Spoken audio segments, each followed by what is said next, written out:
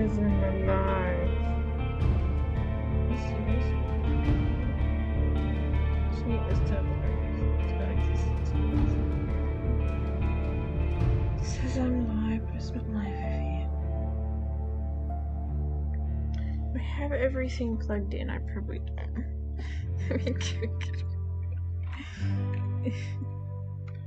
Oh, there's so many wires. I've never been surrounded by all these wires before. Oh, YouTube, don't break. There we go. Stop talking for a little bit. Let me just move myself over the way. There we go.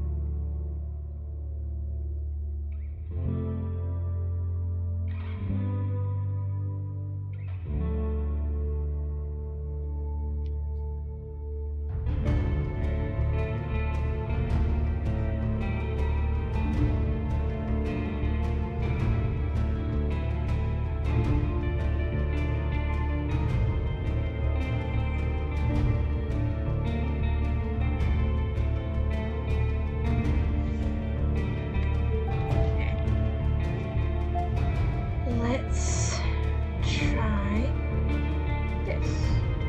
No, don't do that. Don't do that.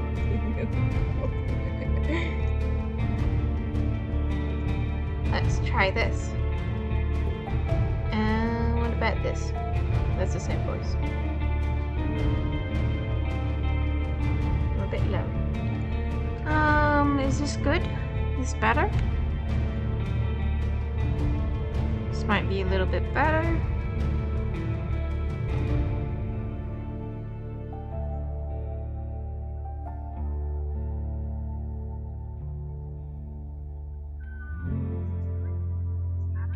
Okay, you guys can hear me now. That's good. Okay, I'm hearing myself. Okay, we got 2 screens. See how this goes. I can see everything. That's great. I'm surrounded by so many cables. I was complaining about it earlier. I'm like, oh, I need my coffee. Oh, so hang on, I gotta like detangle myself from like 80 different cables. Oh my word. Hello, welcome back everybody. My ending screen and my starting screen are still dead because I haven't had any time this week. Well, between last stream and this stream to fix them up so that all still dead. My alerts should be working though. I don't know if they work. I test them and they work when I'm testing them, but then they don't work when somebody subs, unless you guys are subbing off stream, which also could be the case, but I don't know. Also, hi, hello, welcome in. I've been having a bit of a voice stealing day, so if I sound a little different, that's why. I stole somebody's voice. Like on Tuesday, I stole somebody's voice. It was a very British voice. Anyway, we're going to do more RoadWarden. I'm gonna close this tab so you guys can't see this tab. And this one over here. Here we go. So many tabs to close. I was trying to do a quick fix for RoadWarden because I wasn't able to see it on my normal capture screen. Turns out the game doesn't like the capture screen, so I have to show it to you full screen or no screen. Yay! Great detective work. 10 out of 10. I deserve a reward, like a medal. Anyway, let's get into it. Let's check on the other side if we've jumped in. No, I'm still chatting to you guys. This is going to be a bit of a throwback thing, I think. I've never talked to myself in a long time, but I think I'm fine. I can talk to myself. I kind of, fun little fact about me, I started off doing this talking to myself, which is why I'm so good at talking to myself. Making up nonsense and just yapping it to myself. But yeah, let's get this started. We're doing RoadWarden, episode 8. And we're doing the fish today. Hopefully nothing goes wrong. Fingers crossed. Let's do continue, because I always feel like if I load the game, it's going to do it wrong. Okay, I'm inside this thing. I don't remember what I was doing last. I went to sleep obviously because now it is morning. And I need... Oh my word, those birds. I have full magicka, that's fine. Sorry, I saw something black cross between my eye over there and I was like, what's that? Oh no, it's the other screen. To travel into the forest, probably not a good idea. That's blocked off. The only route we can travel is kind of here. I was looking this up, which I know is like really weird, but I wanted to see how long it actually takes to finish off this world, and it's like 12 hours. So we're roughly halfway through by my estimations of how many quests we have and haven't finished. So we've got like half of the quests, which is pretty good. But yeah, we're gonna go to Gal Rocks, I think. Oh no, we needed to make sure this was safe, didn't we? I don't remember what we're doing. I need to go look at my journal. I don't know what I'm doing. Okay, so this. We're doing Empress Carp. Druid from the cave has asked me to travel to Gal Rocks and look for a fisher named Phautius, a young father. I meant to collect his debt, a male Empress Carp, and bring it in one piece back to the camp. My reward is going to be one-time access to the man's healing powers, which would be nice, especially if I'm dying. Which I'm doing all the time.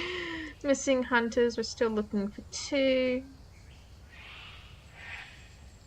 What was the other thing? I need to check on this guy. I need to put one of these down. I've got 4 rods currently, which is pretty good. Fallen tree. Right. Hunters. Ruined village. Left alpagas. People stopped using the road through the hut. I've encountered mysterious signs of illness while exploring the village. Southgate was destroyed. The scavenger felt the same thing.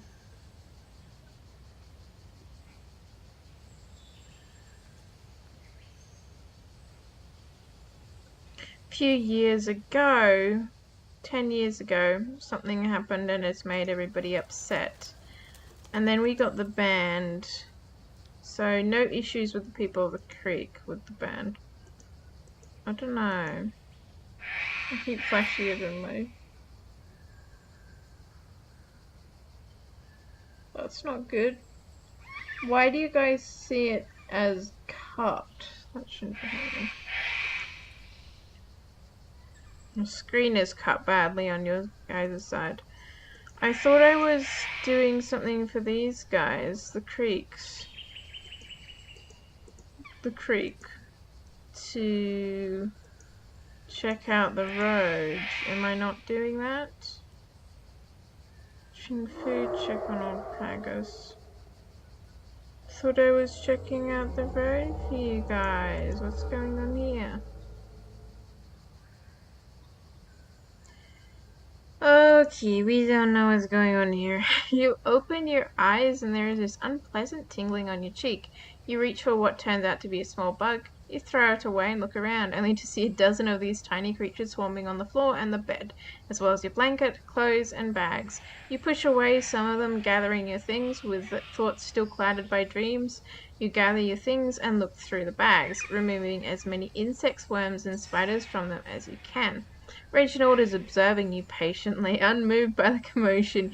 You push away all the furniture, use to barricade the door, and walk your palfrey outside. Okay, it doesn't seem to be cutting off that, which is good. Allowing it to graze on the grass. In the meantime, you equipped it with your riding set, use the sunlight to double check your belongings, and the thought that no matter how scrupulously you are, you might keep finding new creatures in your food that don't leave you alone.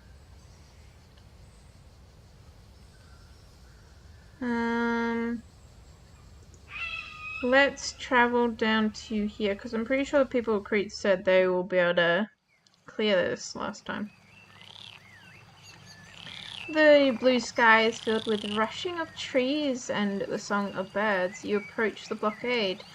A red furry critter gets startled and run away. See if my fish trap. Unfortunately, it's empty. Okay. I consider washing this. Let's wash this. The river is full of life, not only a brown greenish, but also smell of algae. It won't help you much. Ash soap you can help you. The ash soap you own can help you get clean. You need 3 pieces of body equipment to get out of this place. I washed my shell. You scare away a few frogs crouching by the bank and draw up handfuls of water. I put on my clothes. Go back to Reginald. Let's go traveling. Well, this road seems fine. We're about to travel all the way up to Gal Rocks again. Where did he say he wanted to meet me? I don't remember. We go to the fishing pier. It's like late now, guys. It's like 4 hours until dusk. I approach the pier. You're next to the shed. The fishers are in the middle of their work. Most of them are already away from the coast, casting nets from the boats and just walking around with heavy clothes. But revealed legs using their fancy shaped spears to catch any fish or birds sitting on one of the rocks. There are also a few people on the land, resting, eating, and keeping an eye on the equipment. I head to the fishers. I said your name earlier and I forgot it already. Parthius, inspecting the equipment and discussing future plans. It's too late for me to join. Did you cap the carp? Right. A few of them. Most of them are female. He approaches the nearby shed and brings you a bucket covered with a lid. It's held by hemp cord. He lets you hold it for a bit. It's heavy and its weight shifts as if it's full of water. You'll need to deliver it quickly, or it's going to choke itself to death. Or die of hunger. I don't know much about keeping fish alive, but if it dies, I will sell you another one for the coin. Quick saving. I'll tell you when I'm ready to take it. Fine. He runs his eyes over the nearby workers. Are you sure you don't need something that will fit my skills?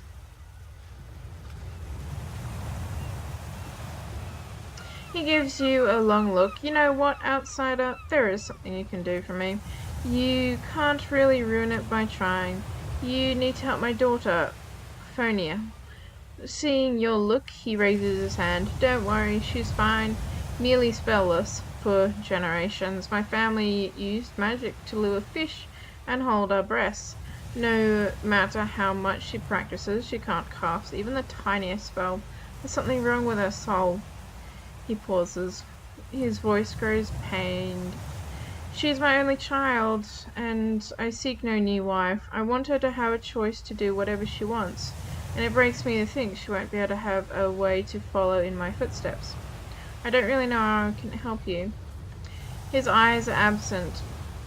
A few years ago, travelers were at the home of this weird enchantress by the eastern roads. I don't know her name. She lives close to the old watchtower. You can't miss it. I was just there, actually. If she's alive, she may still have some of those weird rocks. Spirit rocks, I think. They help weaken mages. Buy one, bring it here, maybe eat some magic. Maybe eating some magic will help her learn. Forgot to mention my payment. Let's talk about that. I'm not a drifter. I don't harbor any savings.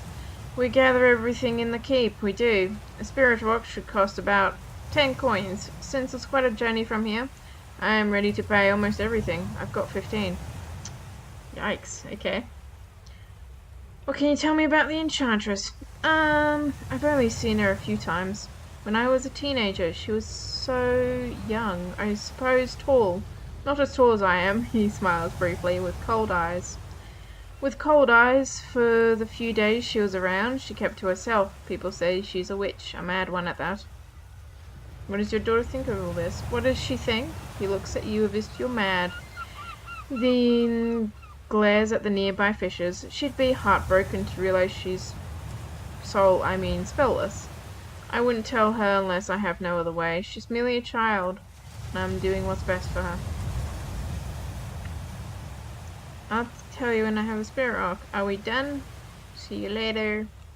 Okay, we travel to the old man and hope we don't die with this said fish. Oh. It says I won't get here by nightfall. Does that mean I have to sleep? Fish. Maybe this was a bad idea, taking the fish here. If I go to Foggy's and sleep, will the fish still be alive? I have questions and concerns all at the same time. Can I sleep?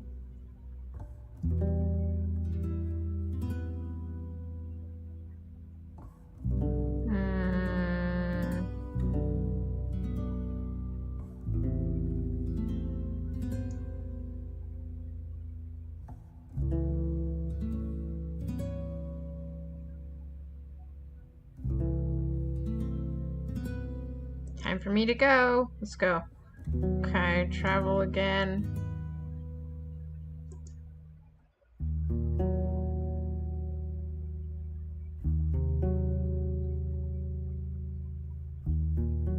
I have to check my inventory to see if the fish is still alive. As much as I approve of you, it's covered. An Empress Carp. It's covered with red and gold scales, kept in a sealed bucket. The druid in the cave has asked you to deliver it to him. Okay, so no, let's make sure he's alive and then see. Okay, you hear the chilling of a dragon roar from the mountains. At least there's no avalanche. The old druid is resting on the bench and welcomes you with a new interest in his voice. Words of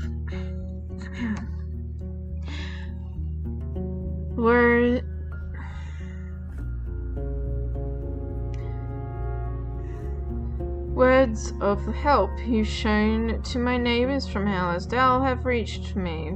Traveler, very good. I am always ready to do the right thing. Here's one of those critters brought you news. Markin, animals do speak near even the largest beasts. You'll see a playful spark in his eyes.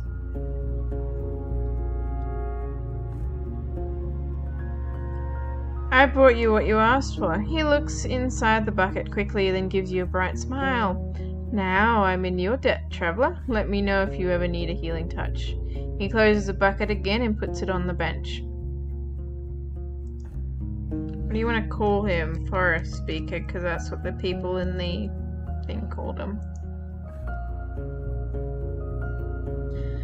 You do not understand the sound of the forest. You are deaf as the rocks. You want to build bridges, but for you they're just sculptures, owned and used by humans.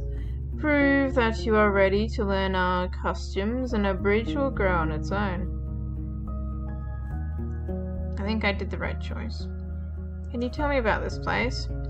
Your eye seems to know this to know. People found copper in a cave. It has been abandoned for a long time now. So we turn it into a shelter to stay close to the sacred tree and its altar.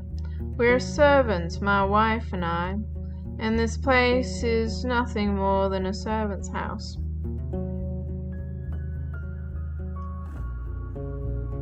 What kind of weather do you expect tomorrow? It takes him a few moments to complete his rituals. The winds will be gentle, but the light will hide behind clouds. Does that mean rain? I'm hurt. I'd like to know I'm not hurt. My armor is terrible. But I need money, so I don't know. How do you survive in this place all by yourself? His raised voice makes him sound like a preacher. Oh, one day me and my wife will be but defenseless old people. But we've studied magicka and leaves for decades. I heal wounds and sicknesses for humans and animals alike, and the beast listens to our whispers. The holy seed lets our shells wait for deaths in strength. Tell me about the peninsula. Can I? I have lived here for almost a century. Travelled both of them paths through the wilderness. His voice gets stronger and makes you think of a bard. But I will not be your guide nor a teacher. Then if there is anything I could wish for, it is you will stay away from the woods. The creatures get angrier, and the more we take from them, they do not listen to our warning. One day they will bury us all under a storm of claws and fangs. There will not be a soul to spare a tear after us. A tear. His eyes are as harsh as a hawk's, making him look like a priest who hears a child asking for honey on a day of celebratory feasting. Do not poke the hornet's nest, do not ride east, nor ever use the path that runs through the heart of this land. Too late. The road was meant to save time, but only brings death. Too late. Be a servant, not an overseer, and do not try to bend this place to your will. He points at you and wags his finger after every word. Your will, anybody's will, is the key to danger, not salvation.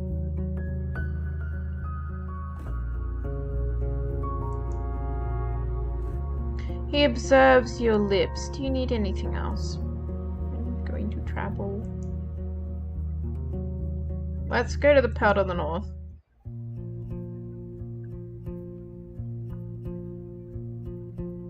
Yard is stained with coughed blood. The trail leads into the building. Hunters are tense. The weapons are at hand, looking at you as if you were bringing them answers. You approach Dalit. You're approached by Dalit. You hear?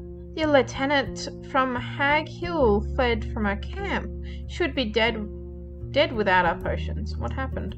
A troll. There's a hint of shame in her voice. She says she stopped it, but not before it tore the other soldiers to pieces. Better speak with her. I enter the building. The innkeeper greets you with a nod, then his eye leads you to a bench in the corner. Tali is sitting with her head resting against the wall, breathing heavy, with clean bandages on her neck, arm and legs. Next to her are 3 small bottles, all of them open, but your nose catches no scent of ale. Her gaveston is on the floor, no more than a rag than armor. We're the same, we're not wearing any stuff, I'm also starving. As you sit down next to her on a stool, she opens one eye, then another. Her grunt is hesitant. What will you do next? Tell me about the attack. There isn't much to say. It came in the early hours. We were thrown and shot anything we could at it. After it broke through the gates, I had 1 arrow left. My subordinate, her voice gets better, gave me time to aim, and now he's gone. Summer, do I have to wait?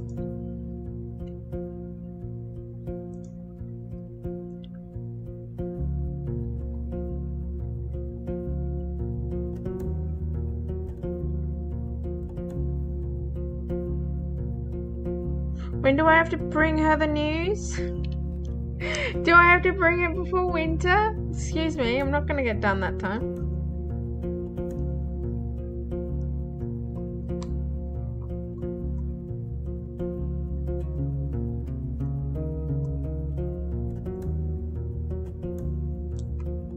Okay, doesn't say anything. Okay. I lied. No. Did you manage to burn the other soldiers? Do you still have a reward? No, we're not talking. Did you have no? Do you have any idea? No.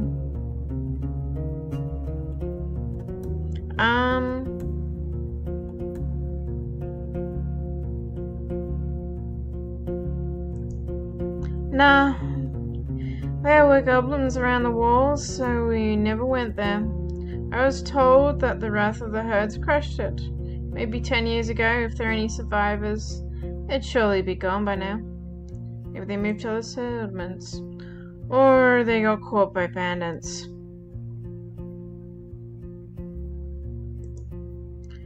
She lets out a sad sigh. So, if there are other bandits in the woods, after all, if I survive long enough to report to somebody, I'll be sure to mention it. Good idea. Go ahead.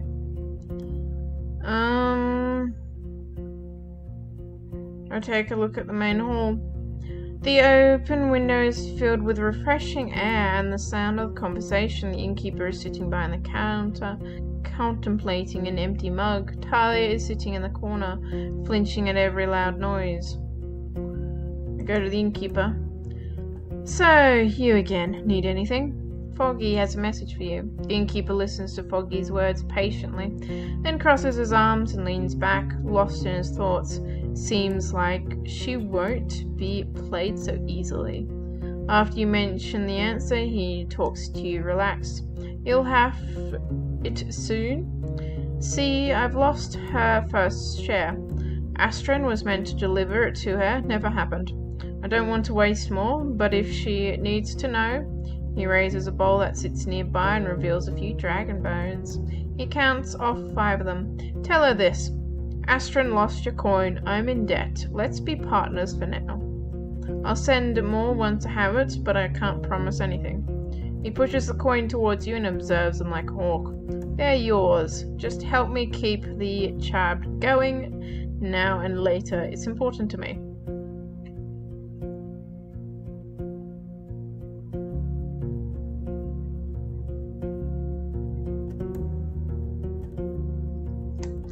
So, Astrid lost the coin. I'm in debt now. We can be partners for now. I'll send you more once I have it. So, he's telling her the truth. Astrid lost the coin, so he's kind of looking for the coin to get back. Let's be partners for now, so let's do an agreement. I'll send you more once I have it, but I can't promise anything. They're yours, just keep the now and then. It's important to me. I wouldn't lie to her. I kind of don't want to lie to her though. She's so nice to me. I don't want to lie to her. I don't care about the coin. I just don't want to lie. Not to her. I don't want to lie to her.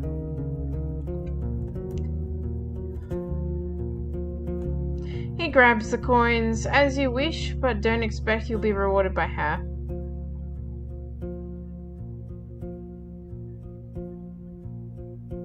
Let's go outside. That's all I need. Go outside. Let's save. Let's go to the armorer. I'm in need of your services. Yep.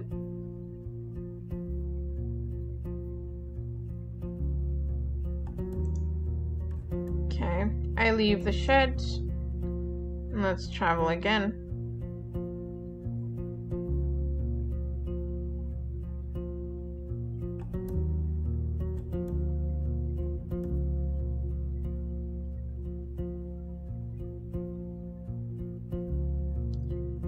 Let's go back to Foggy and see what she says. Let's talk to her. I enter the cabin. I had a talk with her. She encouraged you to smile. What did he say, love? I mentioned he wanted me to lie to her. She walks around the hearth like a bear in a cave, dusting the shells with a wet cloth. She keeps silent for a moment or two, and then throws a rag into some jars, knocking them on the ground. Her loud voices cover the cracking sounds. So, that's how it is. Her tone remains calm. She puts her hand on her shoulders, looking into your eyes. I appreciate your honesty, Ren. She hands you cold pieces of bone. Here are your dragons. She steps away, looking through the window shutters. There will be consequences, she announces, lowering her voice.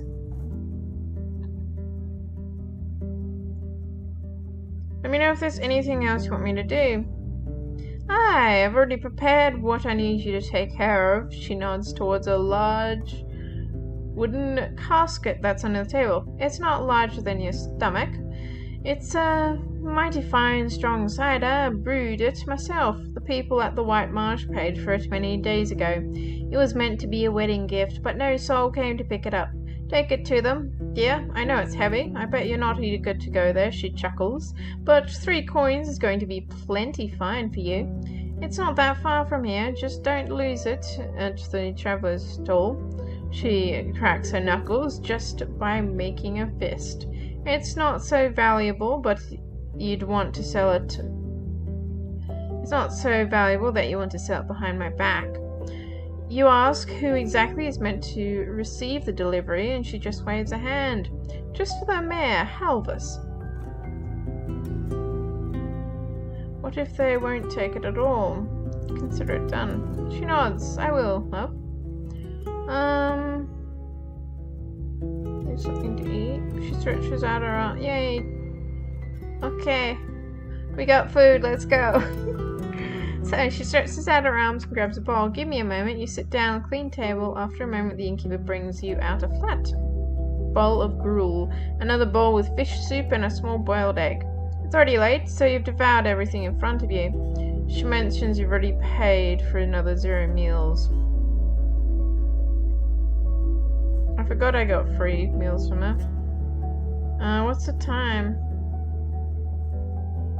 So it's like I need a sleep time, is it? I think I need to sleep, guys. I think I need to go to sleep. Oh, now I have to deliver something to the White Marshes. Let's go to the creeks, because we've got some stuff to do there. So we want to ask about the closed tunnel, especially that. So let's sleep.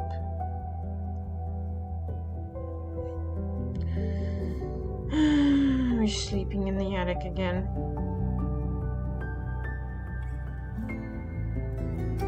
Wait. She offers it for me for free, so I get to sleep for free. Yes, please. Oh my word, yes.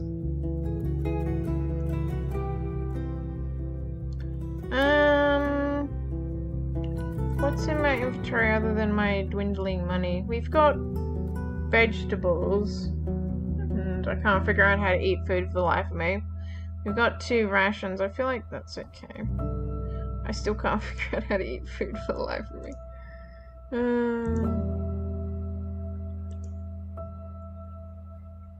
Time for me to go. Let's travel. Let's go back to the creek. That's 45 minutes. A group of woodcutters wave to you from the crops growing by the river. Both the pass and the yard beyond the gate bears fresh blood stains as well as a few claw marks. I have a day to spare. I ask around to see if any locals need help protecting the roads. Big delivery. A village needs you to bring a few barrels to Foggy and stay around for a few hours to set up traps and repair a collapsed part of their walls. This task will have an entire day and may be dangerous. I'm already dirty. It gives me that. Sure.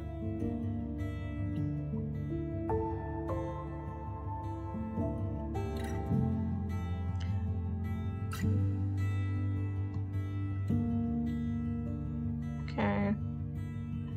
A tragic encounter puts your life in danger, but you manage to get away safely. Your clothes are in terrible shape, though. I mean, my clothes are already in terrible shape. Let's go talk to the hunter. You find him sitting at the old square using one of the log-made tables to fix his club by swinging one of the broken obsidian blades with a new one. As you get closer, he spares you a polite smile. Good to see you in one piece, traveller.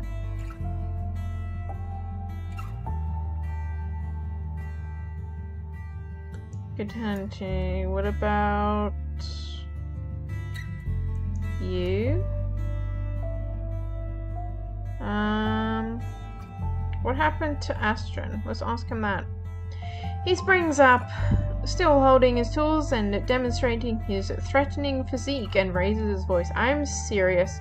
I don't know. He looks behind you, even taking a step back, but with a few glances, his breath gets a bit slower.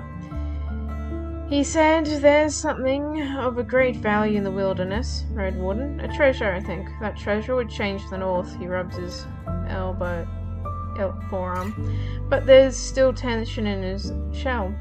He needed help we couldn't give him, and told us to prepare for the bandit to come for supplies. He paid them up front, but she never came, neither did he. Then he sat back down and he didn't look at you. I never saw him like that before. He was tired and worried, friend. His words lacked confidence. It may be very well to do something caught him off guard, but we weren't even a part of this. Now, please let me be. Very well. Won't speak with me. I made him upset. It's all good, guys. Let's travel.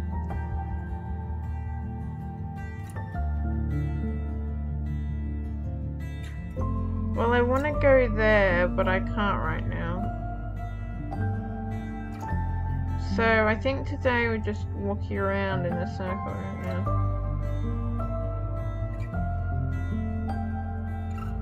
I can't ask people about that. I haven't found anything in the eastern roads yet. I still need to find these two, and I think that's how I get these guys to open up. And I also need this, but I don't think she'll do it until I place all the rods everywhere.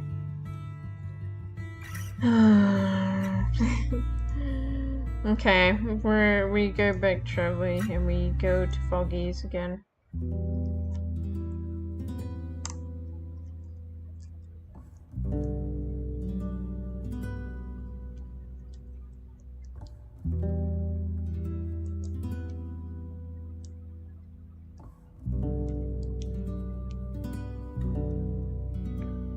Yep, sleep in the attic, regain our magicka. Rain once again hits the ground, interrupting your sleep. Another day of muddy roads. Yeah, it's gonna take longer. Okay.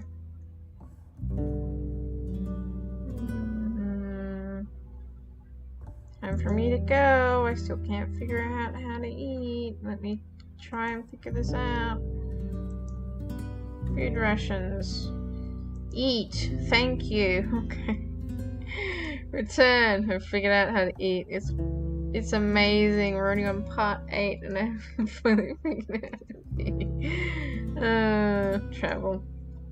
Let's go here.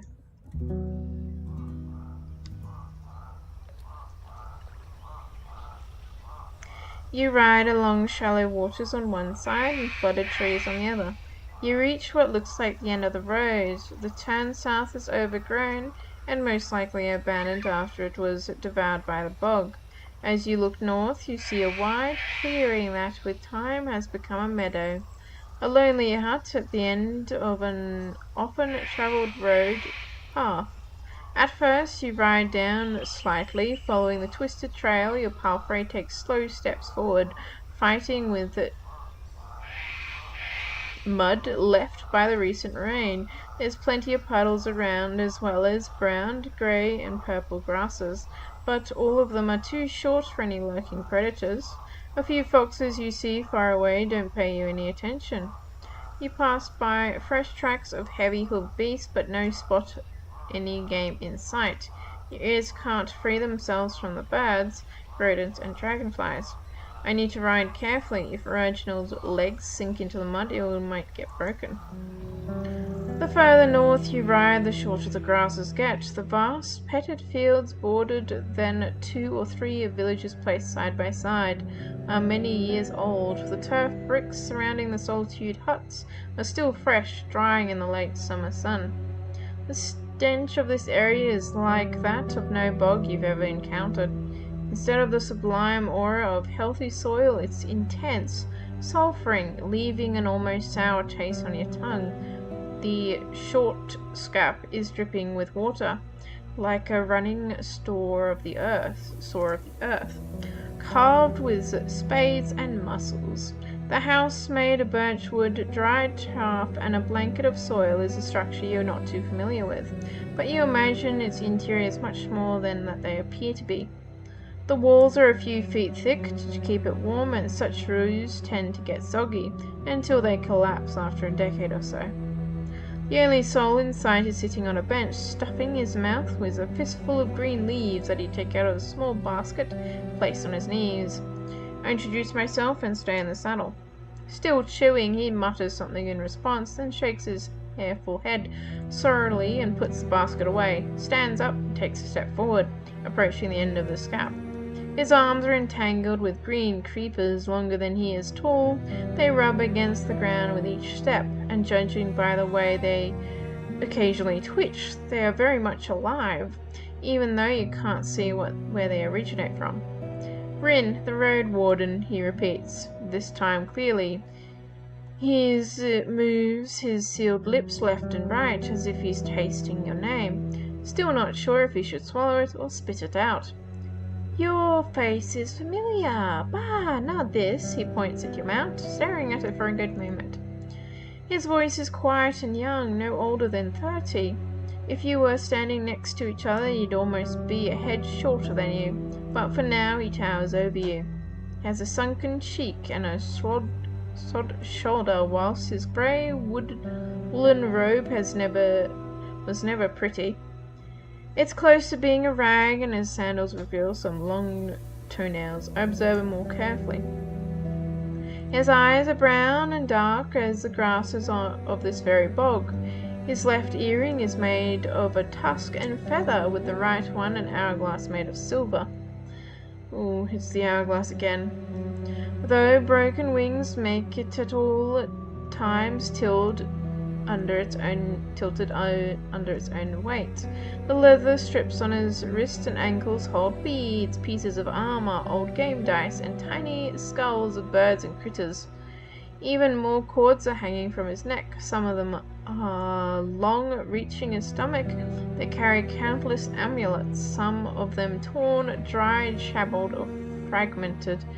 You spot amongst them small boxes of wood and bone, as long as leather pouches, which hide even more secrets.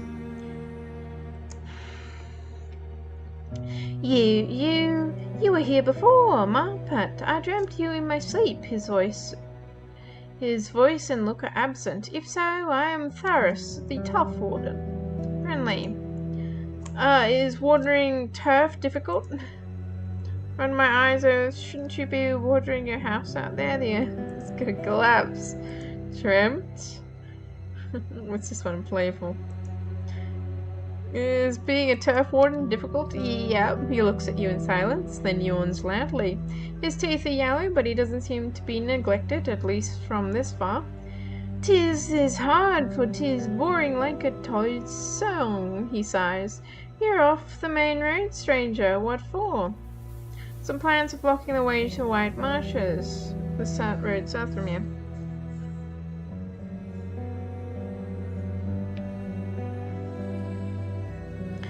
With a horse and no guide, you'd get swallowed in no time. But monsters and the mud. He raises his hand, wiggling his finger as if he's casting a cask. My green pets keep the troublemakers away, but I can make an exception for a warden. One willing to provide. They're bringing gifts, no troubles. What's the toll? He reaches for his basket and places in a lower edge of the scap. Crouching right below it. You look inside. Indeed, it's filled with wild leaves, flowers, and berries. Give me enough for a day or so, and I will bend the vines for a day or so. Food rations.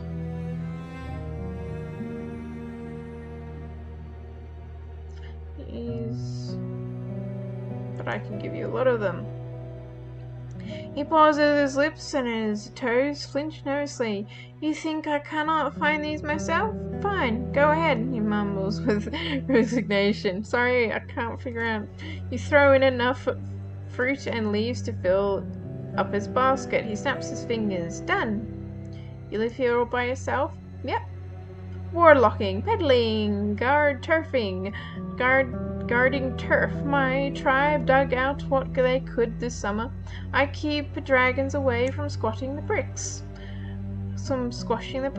Your eyes keep turning west, following the man's raised fingers, and you indeed notice a distant trail of massive 3-fingered footprints, now turned into small puddles. They are as long as your torso, with pointy claws. One of them appears to be broken at its tip.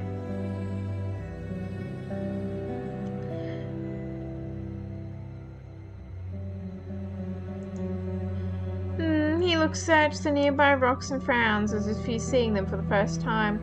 Sure, kind of, I think. You ask him to tell you about them. He admits it's the others who harvest it. I meant to pile it up into the rickers. He points at the small dolman-shaped structure. Bah, I'm always so busy, he grunts. You ask him what the turf is good for. He starts to tap his toes. You can build with it, you can burn it, add it to soil, and it's great for smoking meat. We used to dig it slowly, a barter for stone and timber, and we changed our ways. Tease them who avoid this place. They're afraid of spears, my plants, and poison. Seeing your frown, he raises his creepers quickly, waving them like a dancer would scarves, yet his arms remain skilled. They are stronger than muscles, he explains excitably. Bah, still, I'm not much far wanderer. He eagerly smiles and steps away, reaching to the doorknob with a right creeper. Odds and ends, what to buy a hook? Venturers love those, and I've got it for cheap. He doesn't give you time to respond on most days. I brew a mixture stuff from poison and medicine, if one desperately enough to cross the bogs for it. I've got withered plants, and ones that kills worms and bugs, and ones that keeps flies away for better health. Let me have a look. Let's get a drink here, because I was talking.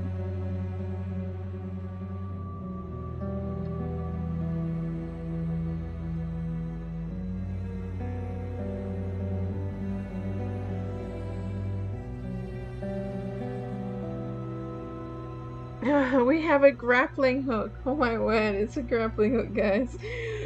You can feel like gravity fall. I'm gonna get a grappling hook. I know this is stupid and I probably don't need it for anything. I don't know. Should I get the grappling hook? Let's not. Let's save our coin for now. Travel. Let's keep going. The roads twist between the flooded purplish grasses. The fields ahead of you are still green, bearing the second sowing of a broad bean, maybe the third one, if the land allows it. The workers ignore you. Some of them are nothing but bones, some carrying scraps of flesh, wearing them like ruined rags. Others look almost human, as if they were woken right after death. Most of the whittled shells move around piles of soil, carry wooden logs, or drag into the ground with their bare hands. But there are also those who, with considerable abilities, they use pitchfork hoes and spitting axes. The confidently across the uneven ground. There are a few breathing souls in sight. They observe your passing, but keep their distance.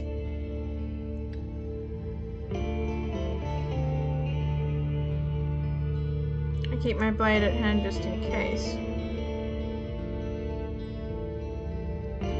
My axe, not my blade. There is a difference. The guards let you in without questioning the entrance. The walls in general were recently constructed, though are not finished. There will soon be yet another gate, allowing for trade and conversation without opening the village to danger.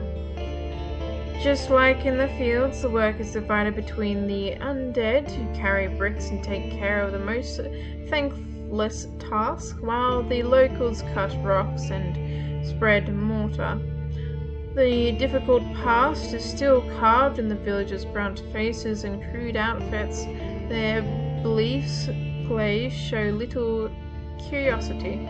A few of them are sharing a meal right next to the wall, and the victuals in their baskets consist of green leaves, fruit and eggs, cuts of roasted meats, the food of foragers. You're told to wait here for the mayor, and don't ramp on your own. The guard's voice is harsh despite the sputter. I tether Reginald to a small shed. The man shows up soon after with the careless stammering. He hardly spares you a look, instead staring at your palfrey. You're the intruder from the forest garden. So our green wall was not enough to stop you, he smirks. Who are you even? His stature would be considered average in most villages, but the composure to the rest of the tribe, he is portly, muscular and tall, and with a large square face, sculptured face, very nice. His hands are resting on the shaft of a poleaxe placed across his shoulders, making him seem even larger. His long, straw-colored beard is shabby and makes his bald head look shiny. You can't really tell how old he is, though you see no wrinkles. Just like the others, he's wearing premature charms, favoring tiny figurines of animals made of bone and wood. Only one of them is hanging from his neck, a large silver amulet portraying the head of a moose with large antlers. While valuable, it seems older than the other critters, and quite crude in form. I introduce myself. He sizes you up. I'm Halivus. Who let you in? Was it Taurus? He's as much as a guard keeper as a fly, a warden to pick these of this place. He gives you a telling frown. I'm not one to badmouth others behind their back. Who knows? I'm a half whisperer. Maybe we got here all by myself. And chop those. No, let's not be. Let's be. What's this one? Friendly. Yep. Did I ask? He raises a chin and starts to twist his wrists. Okay. Spinning his weapon slowly. No city folk tells us what to think. Take a good look around while you can. White Marches isn't welcoming for strangers. Taft's house are old, covered with lush greens and flowers. You can't imagine any large family fitting inside. You can't imagine any large families fitting inside such small, one-chambered huts. The alleys are so narrow, only one cart could squeeze through them at a time. Your boots. Oh, I'm not talking with him. He's talking with me. There is no things. Oh well. Your boots have shrunken into the mud. The square is covered with deep boot prints, the noises of hammers, shouts, and wood splinters, and the shuffling of undead legs piercing through the constant buzzing of insects. Reginald snorts, hunting down flies with his tail. Notice there's only one elder in sight, and he's observing me. He's standing on the top of a wooden platform by the building that's unlike all the others in the village. His eyes are keen. The left one dark, the right one grey, bright. His head, his face are shaven. His simple, undyed robe is in even worse shape than outfits of his townfolk. Once Halvis realizes what you're looking at, he lowers his weapon and clears his throat. Like a boy caught red-handed, Elder walks away and, holding a wooden stick with one hand, touches the wall with the other. Otheus, says the mayor. The priests of our fellowship and the one who saved our people. He raises his hand and points at the dead shell busting around the construction site.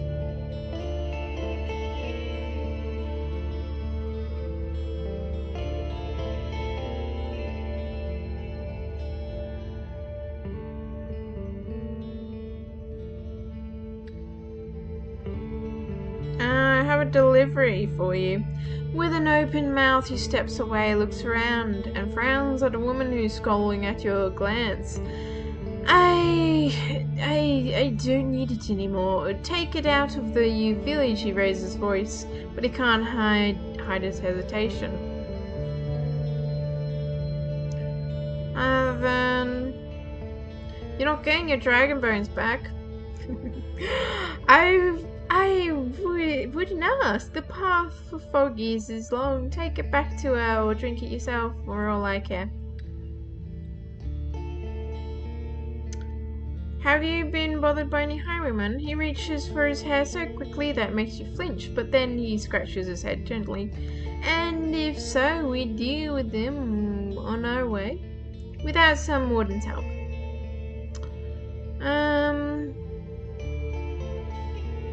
According to an old druid told me the highwayman bosses you much more severely than you lead me to believe. So you're bothering other people with these questions as well? He scolds at you, but carries on. Gallias is angry with us. Took our food as tools, beated our foragers, broke our traps, but we don't need a stranger's guidance. Have you seen them? His voice remains the same, but he squeezes the long haft of his axe. Dahlia, right?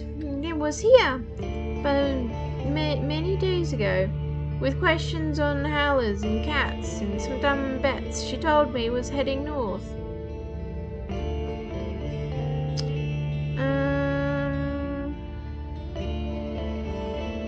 They don't bother you. I used to listen to the stories about them as a kid. He nods for you to follow him. But OT has taught me they're no different from them boars nor them fire. He dashes forward and swings his poleaxe, bashing a skeleton's shoulder.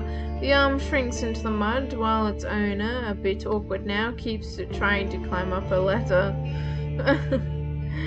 Halvus bursts into laughter. The locals look away without a word. See? He continues, leaning you back to the well. All you need controls. Look there, he points at a dead shell with remains of flesh on his chest and head. There's a white and brown sparrow sitting on his shoulders, peering his feathers. Even the beasts know they got not a thing to worry about. Couldn't see any bird. The Awoken are now like they are yesterday, like they were in the spring, like they were a year ago, leaving worries about them to idiots and unites.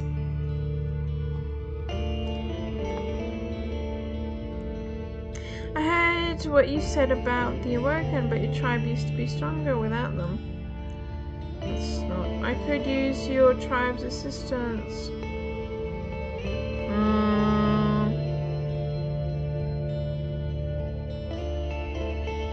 Talk to this guy. He straightens up. The moose head on his chest bounces enthusiastically. You aren't many others, but he's swarmed by his work and stuff. We trace him in the shadows already. If he decides you're trustworthy, he may speak with you once, but would I? But why would I even ask him? I ought to be on it now. He sounds like an unusual soul. We aren't here to amuse your nosiness. He raises his chin. Right to the city folks. Yours and our soldiers to tell you stories. His voice is dripping with demeanor.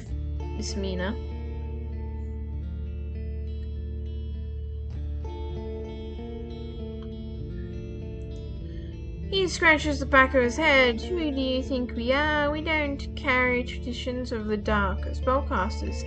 Do we? What we must do and survive on our own? Why you ask me about it? I expected you could use small shells around here. He bursts into laughter, luring the eyes of the other villagers. Very true, but you speak hard magic. I can't promise anybody who knows it other than Odtius.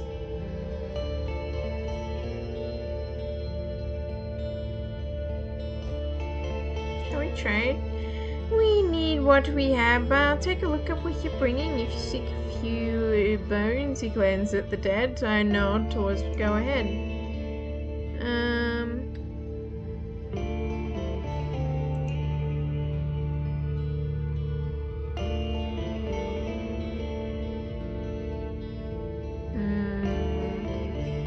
That's all.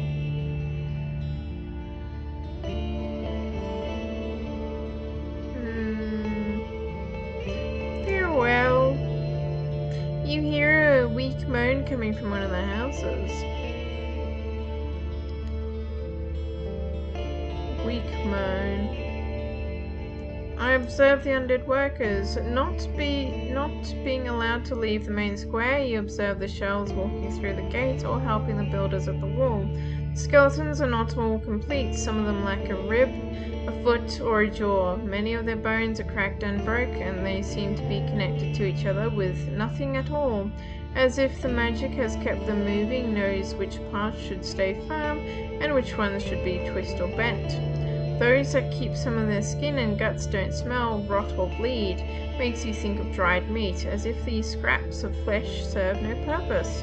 Seeing how many of these labourers already have great holes in their stomachs, limbs with revealed bones, it could be that they're just in the middle of the process of becoming like their naked counterparts. The undead loyally fulfill their tasks, so far you've counted 5 people able to give them orders, so some do so by speaking out loud, while one woman simply looks at the shell. No matter how far it is, the workers, whilst witless, maintain some sort of carefulness in their actions. They stop once somebody gets in their way and use tools, if they know how, avoiding pointless harm to their shells. There may be more than 50 creatures spread across and around the village, but you can't tell how many you haven't seen yet. Many of the flesher undead are elders. Amongst the skeletons you spot some that used to belong to children, but none to the infant. Maybe such young shells are not too difficult at the sight of even locals. Well, it would be difficult. Maybe they are so different from adult humans they can't be awoken.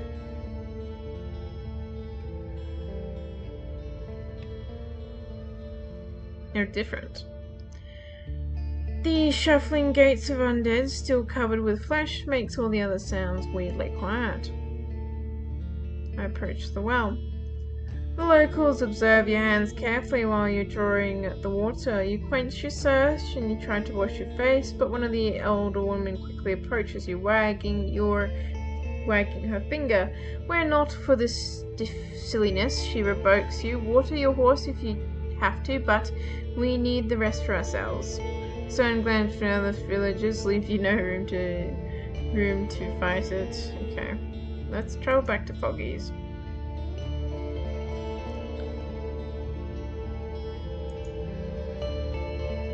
As you ride past the field, one of the local farmers enters the road, glancing at you to stop. He's holding a rusted ゚Secret and carries a basket on his back, filled with various weeds and a sharp club. His patched, worn tunic is neglected, but fitting for a farmer. The lean years left his face skinny and teeth crooked, but his sad eyes hold heartwarming kindness. Hi, the warden. He has a thick local accent. I've been wondering just now that there's a small matter, you see. Do you know how to read? No. They're not afraid. I see, he gives you a sad smile, but still, you've got a horse, I mean. He raises his eyes as if to make it clear he's aware you're sitting in a saddle. It is you ride places. Give me a few moments. Without warning, waiting for your response, he runs to the village and returns to you with a small sack in his hands. How about you take this to somebody? He unwraps the package, revealing a large wax tablet made of bone. 'Tis a letter for somebody I care about. I'm not sure what it says. I'll give you a coin once you read it for me. You take the tablet from his open palm. It's fancy. Unlike the wooden ones, on its back you find engraving portraits in a large, furry beast made of a troll's hip, the farmer says proudly.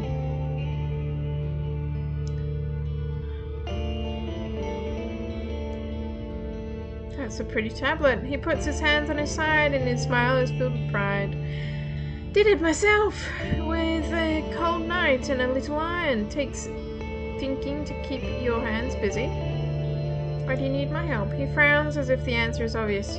No merchants come here these days, no missionaries, and we don't need to read around here. But you have a priest in your village. He looks at the gates as if he realized you're right. I asked him. His tone is cold, but he's no help. The letters are blurry. They look fine to me. And I'll see you soon. He waves at you and steps away, clearing the path. I'll wait for you with coin, I promise. I'm ready for the further journey. Let's go back to Foggy's. Interesting place, I must say. They don't trust me a lot, though, and I also don't trust them. I think the Elder is interesting, though.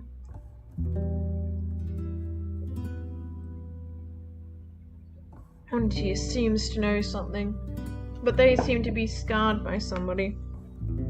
Ariston, what did you do? I enter the tavern. Let's go talk to Foggy. Foggy looks at you through the holes leading to the attic. She gets down. Having only one arm doesn't seem to hinder, and she welcomes you with a smile.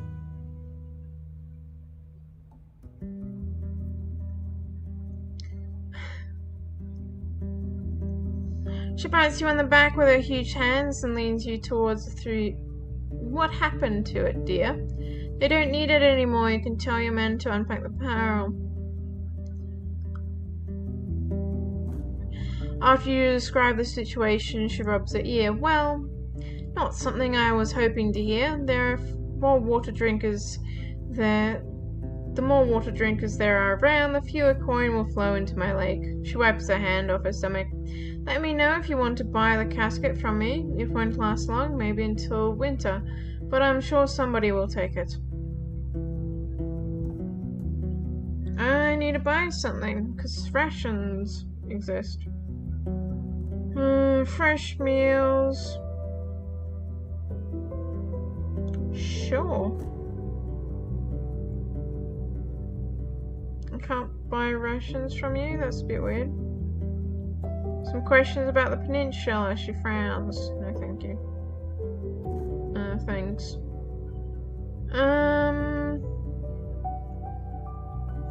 Let's ask her about the white marshes. You just told me to go there. What do you mean you don't know? Okay. Whatever. What does this say? Okay. Let's be out.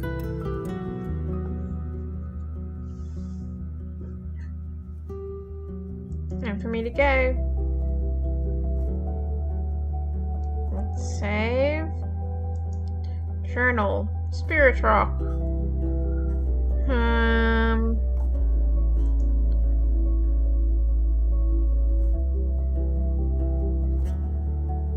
Oh, I have to go report back to the mayor that I don't like.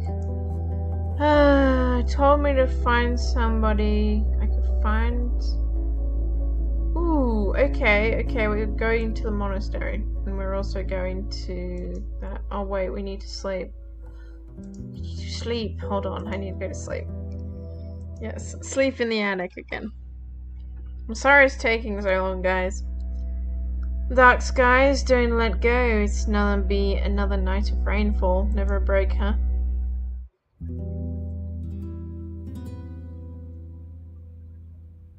And it's the same thing again.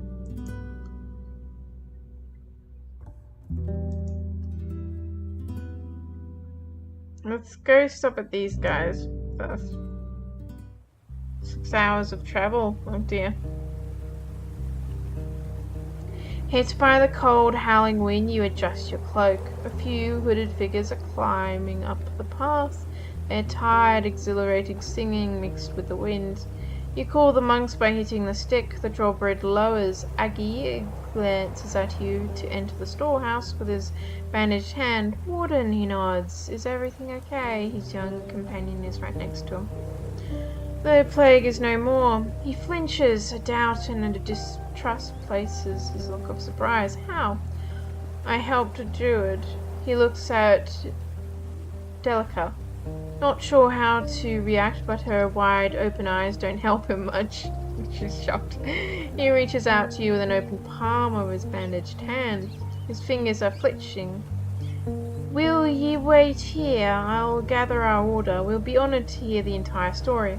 For a moment, he sounds exactly like the tribe from Old Pagas. Sure, I have time. He climbs up the hill and enters the cave mouth next to the wooden bridge. His short companion follows your movement like an owl would a snake. Blocking your path to the storehouse, you feel the weight of your axe. Soon, a new hooded figure gathers in the yard. Is it true? You hear a couple of times. When Algie Algae returns. There are maybe 20 souls around you, sitting on the ground. You're leaning against walls, standing upright, or wandering around, keenly observing you. The oldest man, wrinkled, bald, and tiny, is sitting on a stool brought by a boy who couldn't be older than 10. Not all of them are wearing sandals or carrying bags or have hoods on, but all of them are wearing similar dark robes. Seems not like only the children are allowed to keep their hair longer than an inch. Everybody's an avatar. In the city harbor, maybe would take them for refugees.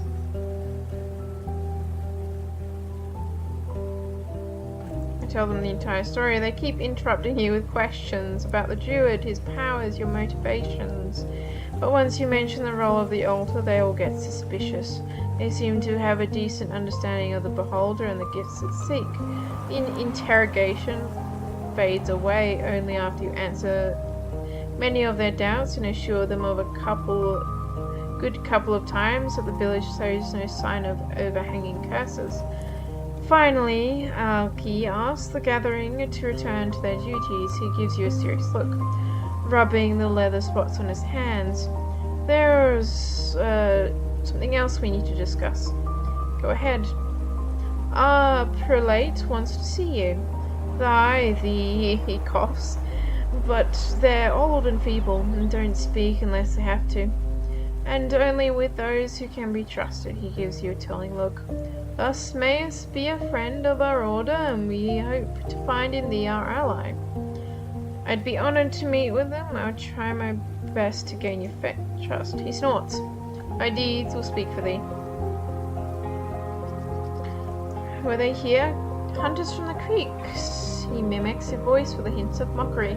Not a soul from there has reached this temple in... He rubs the back of his bandaged hand, looks at the monk who's carrying a bucket of water. Well, a decade. They've gotten enough hunting grounds, Heart of the Woods, Watchtower, and the Northern Hills.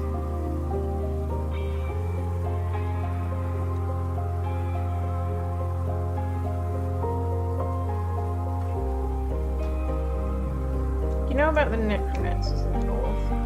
He rubs a liver spot on his forehead with a bandaged hand, with one eye at his short companion. This and that. What do you think of the White Marshes?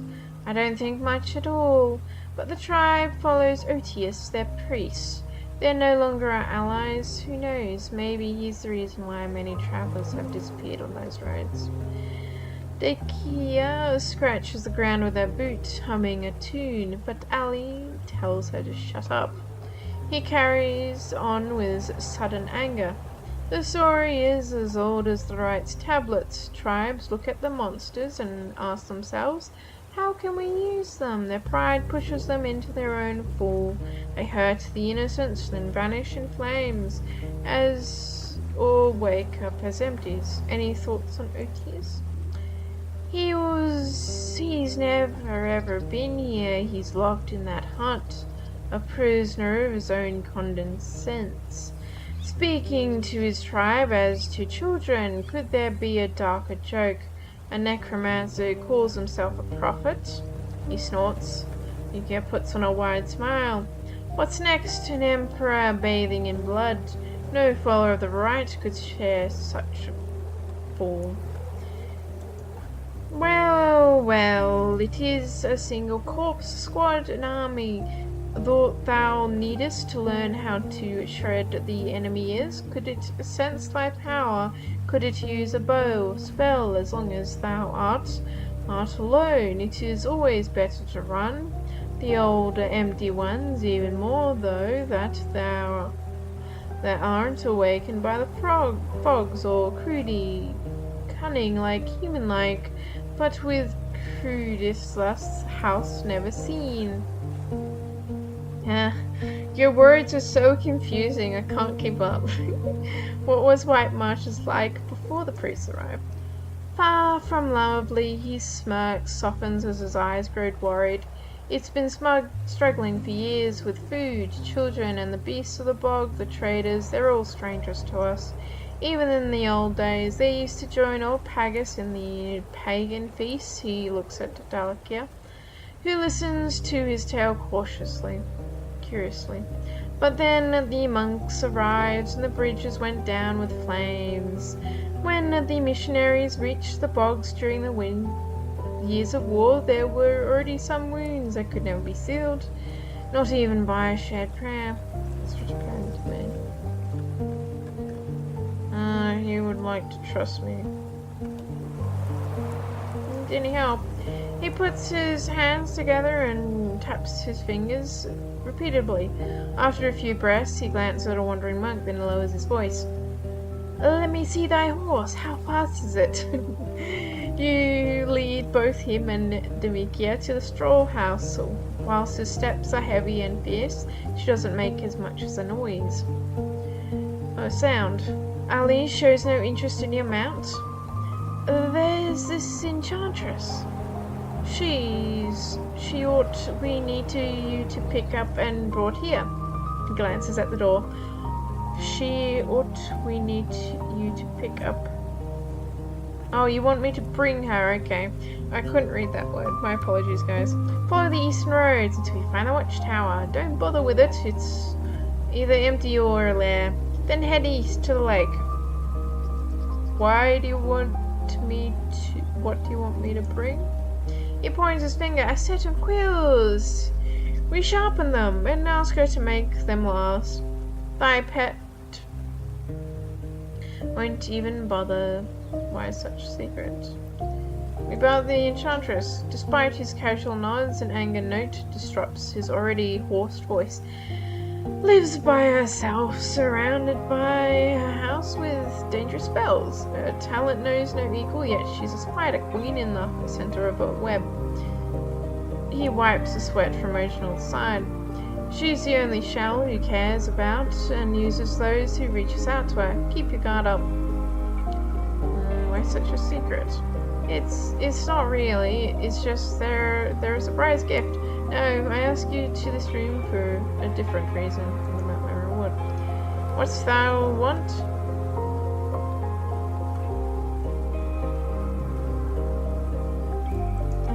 He rubs his cheek with his thumb. Interesting.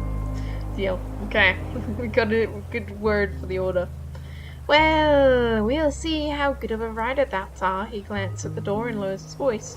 But if there are other things we need from thee, take stuff that's... and he straightens up. We're decided to our cause. I'm out. And what causes that? He rubs his lips with his thumb, gathering his thoughts, and I may not care much about some of the souls on this side of Hag's Hill, but the tribes deserve our protection and guidance. Aught dark might come from the east, and soon. I want thee to investigate the threat. What do you want me to do? Swear thou with will not betray our order. I won't betray you. His smile reveals his yellow teeth. Once thou reachest the enchantress' house, thou wouldst find a golem made of stone. I've heard they're much larger than a lumberjack. Could tear thy pets to pieces. He turns away, talking to himself. Could I defeat it? Could I be aught without a direct order from their mistress? We need to prepare ourselves, learn about them as much as thou can. Give a good look, ask her a few subtle questions. And what will I get in return? We don't share lightly a secret of thy choice. He glances at you to follow him outside. But bring us as much news of these creatures as thou can. This is all or naught deal. Dahlia stays close to him but walks backwards, observing his steps carefully. Okay, fine. I can do that, but can I place a rod here as well? You brought her magic. Here. He steps back, then Tali turns towards you, reaching behind her with one hand.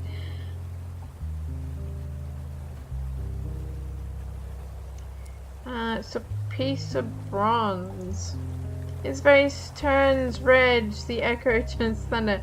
You not ask for your thoughts? You think judge yourself after you put our trust in that witch? He points at you. She's a beast in clothes. It will tear you through your head. Okay. I've asked to learn what's on this tablet. He wipes it with... Okay, I've learned these guys hate her, so we're not putting something there for her here. He wipes it with his robe. He glances at the carving of the troll and keeps the letters close to his face. Decent signs. Consist, good depth, two, no syllables. He observes the content patiently, then returns your possession. It's a short farewell. Various. Husband says you can't spend more than 2 times in this nightmarish village, and he'll meet another soul during his hunting trip.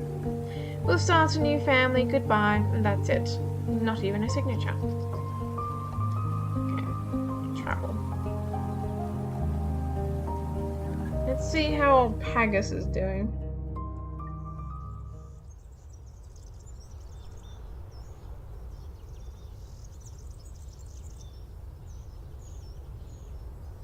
Oh, I can tie the rod up anyway. Won't that make him angry?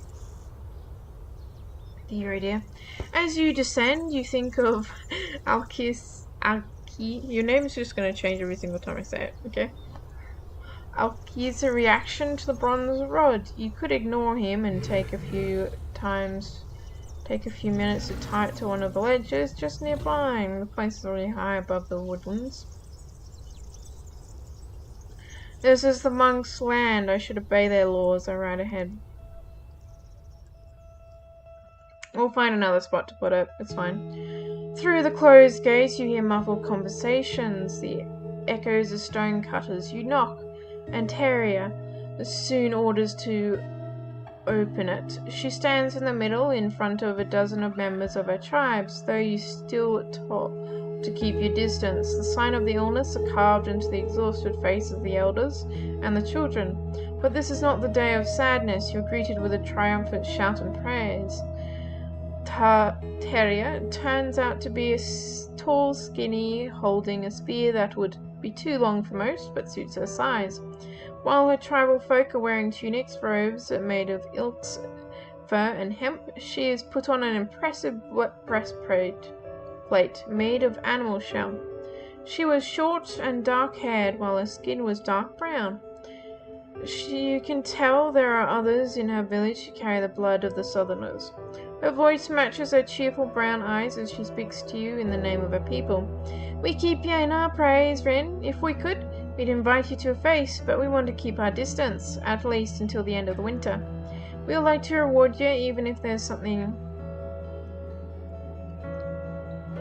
I don't need anything. I believe ya, but please, let us. It's our duty to give back to the world at least as much as we have received. In that what way? There's naught but one treasure we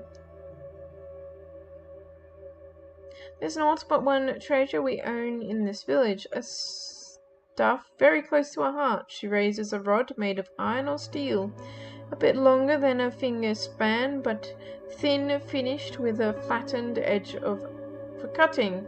It occurs to you that it is a simple chisel. An elderly man chips in. It belongs to my son. Greatest sculpture that ever lived in old Pagus, to the right's glory and our great joy. His words are spontaneous and solemn.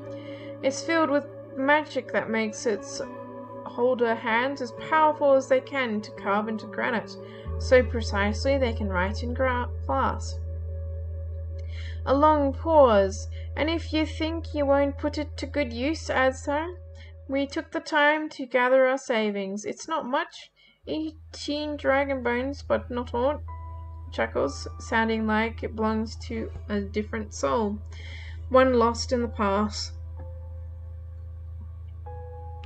I don't know, how many dragon bones do I have? I think I'm pretty good at keeping my dragon bones. I have like 19. I don't need any more dragon bones. I'm getting more already, so...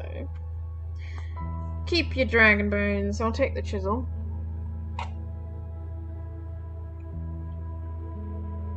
Excuse me if you guys can hear the ASMR of me drinking.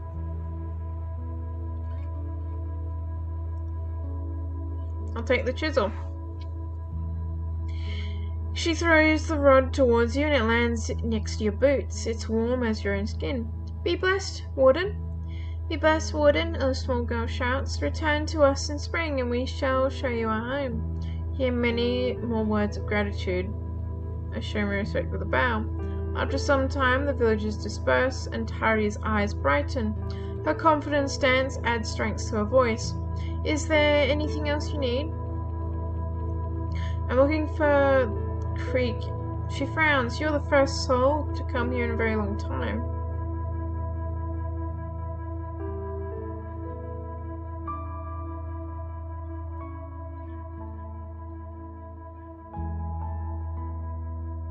I haven't been to all of them yet. So, he's still with us. Her voice rings with enthusiasm. She asks about his well-being, reacting to your story with a mixture of worry and joy. I'm sorry to hear about his nose. I know he knows what he's doing. In his position, I would just look for work in Hallersden, or ask his friends at the Pelt. Why didn't you want me to ask you? There's no love between us and Em. We don't share drinks, stories, or dances. If it wasn't for marriage, our children would never even see each other. If it wasn't for trade, we could just as well live on our mountain peak. They need our stone, we need fishes and salt from Gar Rocks, game meat from the creek, and grains from Hallersden. But all of them are harpies, led by greed and lust. The same ill that wounded our grandparents. She hesitates, looking to her left. Still, the wicked solves the white marshes are even more borrowing in the shadows. Sounds like you hold a grudge. I shouldn't gossip, but I'll share you the truth, and you're a warden after all. Tell me about the white marshes. Such a deceiving name for that dark place, rotten to the core, led by a pagan blinded by his wicked wits. His followers are closer to evil spirits than humans. They use the empty ones as their tools. There's fury in her eyes, her voice raised. We refuse to trade with them, even before the priest called himself a prophet. They swim in the death and will soon drown. You ask her a few questions, but most of her words are little more than in contentment. One part in particular draws your attention. Yes, one part in particular draws my attention. What is it? The road through the bog is dangerous, spiked with weird beasts. Some of them yell with human voices, luring travelers. I have heard this before. Even the white marshes are little more than a trap set in the woods. Tell me about Gar Rocks. It's in the north, just on the coast. They follow the Right's teaching. Work hard, live humbly. We used to trade with them and take our clothes to Rufflin for fixing. But they betrayed our trust, and if it wasn't for the plague, we would have sharpened our blade. You ask her to share the entire story, which is indeed told by a young man. He claims that the group was transporting a statue, an order to the tribe of the creek, yet during their stay in the tavern at the northern road, it mysteriously disappeared. It might have been the Bannon's doing, Taria adds, but they keep spreading their arms wider. But we won't allow them to stay untouched, with or without the girl's help. I think I know where that statue is, guys, but I don't know how it ended up there. Tell me about Hallersden. They're the closest village. You can get there by riding south from the crossroad with the 4 signposts. But don't trust them. She gives you a piercing glance. Everybody hates them, oh my word. Everybody hates them at this point. They have an order of druids who bow to animals and their spirits. Their mare, Taurus, has too many grand ideas in her head and a tongue dancing with lies. 10 years ago, she tried to tie the tribes in the north with a pact, yet wanted to grasp all the wealth, telling us we should pay her for protection. Her voice raised. Her laughter is as hollow as a soul. Long pause. Don't let them cloud your eyes. They have food, riches, mead, and pretty houses, but all those carry poisons, and there's what poison leads to them. So, what was the update that I just got? Oh, I left him for another person. That's so sad, though. Oh, I've got so many quests now, guys. Or was it the ruined village got updated? Where did that go? Oh, here it is.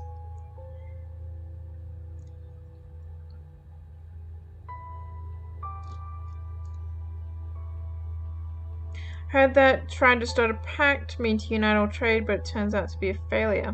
Okay, interesting. Tell me about the Creeks. I don't know much about them. It's a small village in the Far East, younger than me.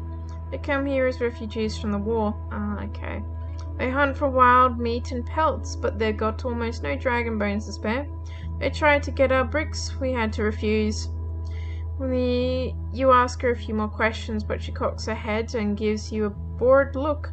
We got little reason to travel so far. They wouldn't be the great neighbours or friends. They drink a lot, hunt for sport, die often, give birth to many children. I don't rely on them. I've got no more questions. Go ahead, friend. I've got quite a story for you. Tally reacts to your story with a whole heart laughter. I'm glad somebody enjoys my failure. As a group of villagers gather at the gate, you are asked to repeat the whole thing. Raising your voice, you tell about the dark cat and its brave companion, not forgetting about your desperate attempts to save a lost soul. But what happened to them? Ask a boy you don't recognize. Did the cat die, RoadWarden? It ran away. I'm sure it's fine. Oh, I see. The kid responds enthusiastically, but then is reprimanded by an older woman. Now hush. Who knows whom it might try to murder next? We ought to wish doom upon the monsters from the shadows. So who says the right tablets? Adds another elder. A beast of such savage schemes is not a threat to us all. More a cat folk than a cat. For it is how one reckons if a beast folk is hungry on savage, or a mug that can be reasoned with. They will run on all fours to hunt, but only two to listen. Murmurs of the other villagers suggest not all of them agree with these words. As they argue, the brown-haired woman returns to her glance to you.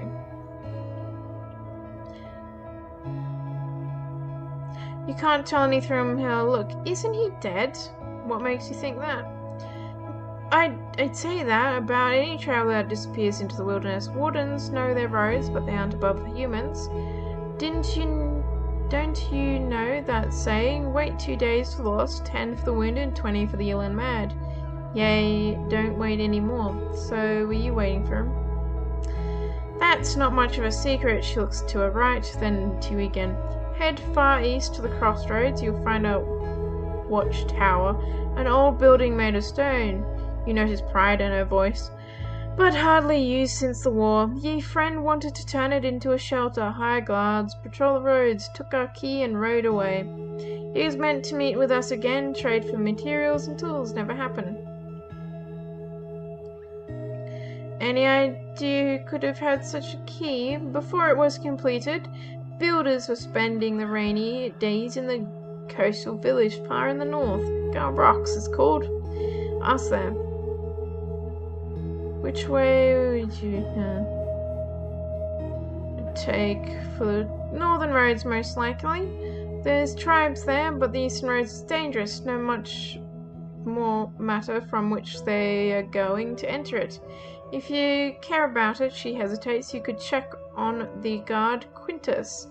It's the most dangerous path, but your palfrey might be fast enough to get you through. You ask her your thoughts on the gatekeeper. She gives you a warm look.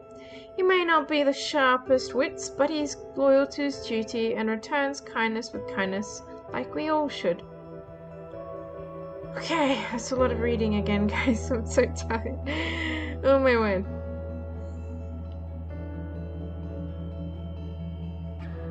So I need to go back here.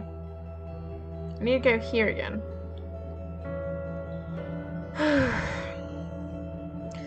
He's gone to... So the Enchantress is going to help me.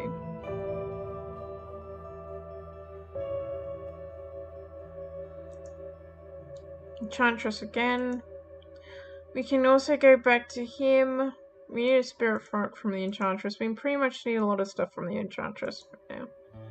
We still haven't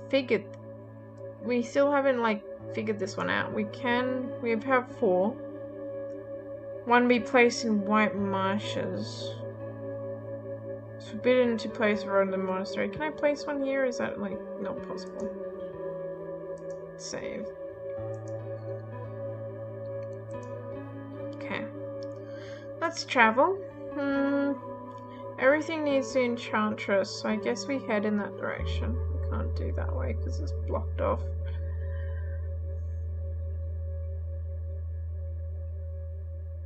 Oh, we're supposed to go to Haller's Dell. Let's go to Haller's Dell and tell the mayor about what we found. You ride through the open gates and dismount swiftly.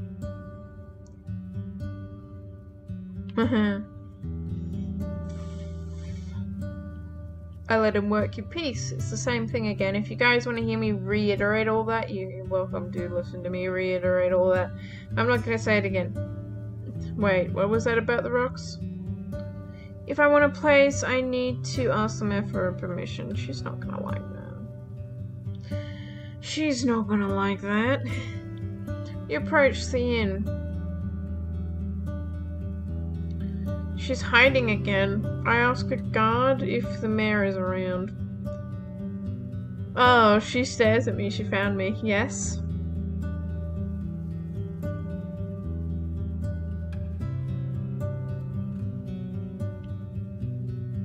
From a few blows she doesn't even blink. So close to us. Plague. How? She adjusts her cape and calls the guard with a gesture. Tell the others by April, she tells her. Then looks back to your eyes. I'll pass them the news. Once we're done here, we'll have the gates closed and keep strangers away. She taps on her beer buckle. At least we make some preparations. Thanks to you. Good wardening, she says with little conviction. But you should speak with our druids. They may have more questions from you. The guard returns, and the mayor sends her away again. Warn Elpis. You must speak with Rin soon. I bring news about the band. The only place which was raided is White Marshes. People from Gar Rocks and the creeks have no issues.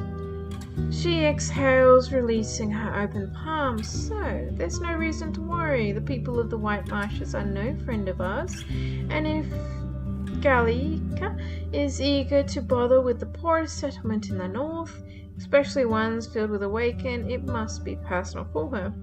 We have no reason to stand in the middle of it. She straightens up and adjusts her cloak, then stares into your eyes. Her voice is solemn. As a mayor of Hallersdale, I appreciate your concern, but I don't share your apprehension. The guards of our village will stay on our walls. Be sure to come see us again. We will gladly share a lamb and a towel with you. Very well, I'll pass it to him. She reaches for her pouch, and here's what I promised. Good work, Rin. Let me know if there's anything else you need. We talk and talk, but I still don't know where you're from, Rin. What's your story? Have you lived in Halvan your entire life? In a way, I know it is as other city folk. But every spring I train horses. I was raised in a small village just nearby.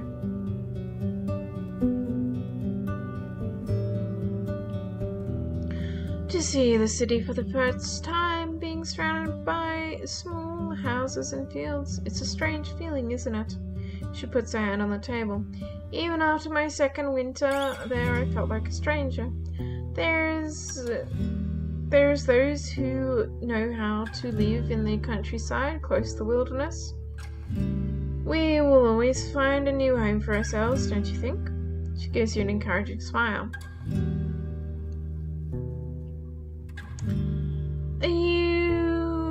You let her wear a rod in her hand. It's empty, she says. What's it for?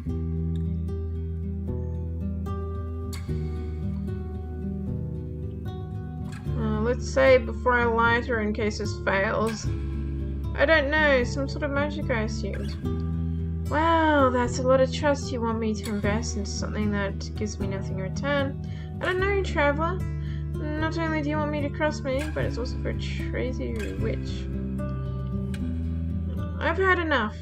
I don't know if it's not some nasty trick, but if you want my permission, I need to know I can trust you.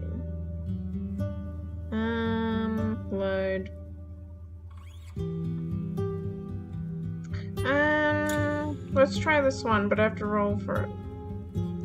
And with all my dice rolls, I don't think I'm good enough, but let's try it.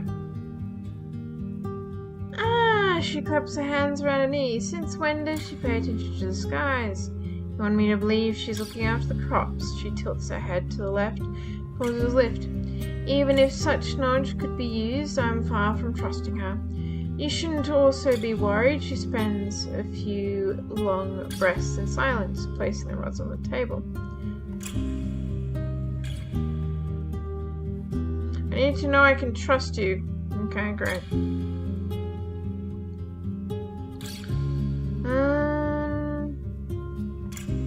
Do I have anything to trade? I have like an arrow. Actually, I have stuff to trade here. Magical chisel. I wonder if that can help me with the landslide. I've got these that I don't use. I could try to sell them to him. Trader.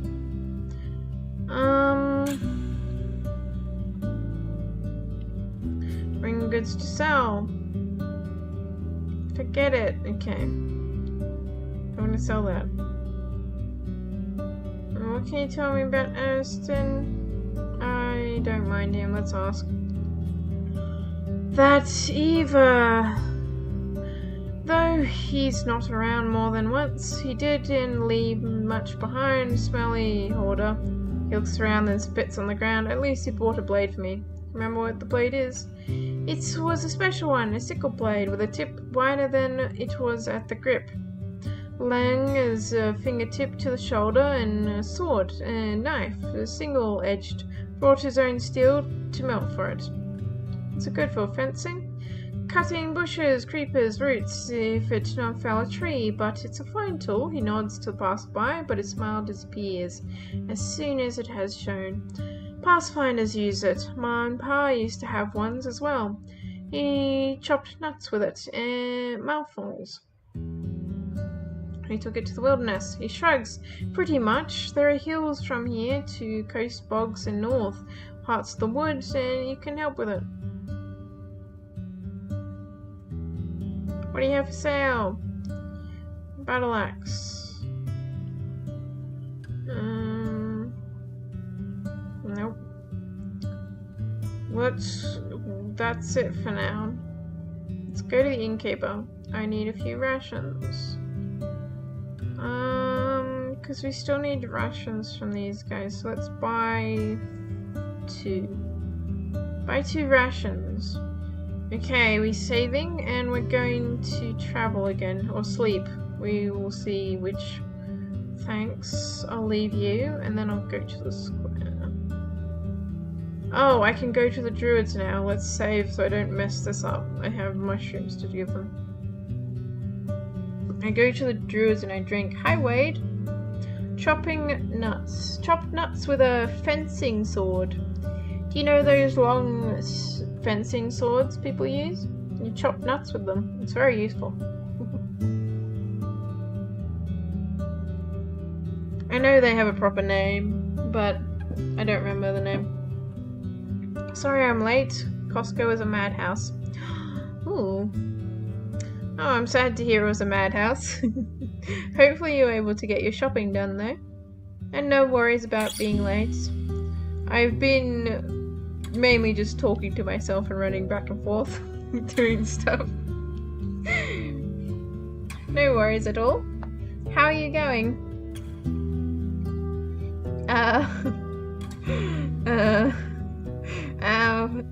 Eep? Are you okay? This time, the tall druid gives you an encouraging nod, even though he remains on a bench. He's huge. He would do as well as a guard at the city alehouse. I walk further south to the spot where the new building is being built. You approach the building site. The stone foundations are finished. The timber frame is joined together with some sort of entangling cuts, like a large toy. One day their walls will be whitewashed with limestone and turned into prestigious shelter. Unlike the houses made of logs and boards, The other buildings are surrounded by grasses, flowers, and herbs. The turmoil of the village life is drowned out by the sound of the creek, but the knocking of a hammer shatters this tranquility. The builders give you curious looks from above the logs they're cutting. I walk past them and head to the druids. The fencing sword, yes. The fencing sword. Apparently Ariston used it. The person we need to find. He gave it to him to be sold, and he had used it to cut down things in the forest, probably as a way to clear the path without paying the toll. By the way, we went to the White Marshes, and we had to pay a toll to go there, which is food, because everybody wants food. Everybody needs food right now. Which was interesting though. We're about to head down to the Enchantress again because we need to talk to her about Ariston and a few other things that people have asked me to do. I also need to go buy another rock. A lovely nether rock. Okay. You're welcomed by 8 elders gathered in a semicircle, watching your steps closely. They're not as large as the workers, their clothes are far from humble. Instead of hemp pants or tunics, they're wearing colourful robes, dresses made of wool.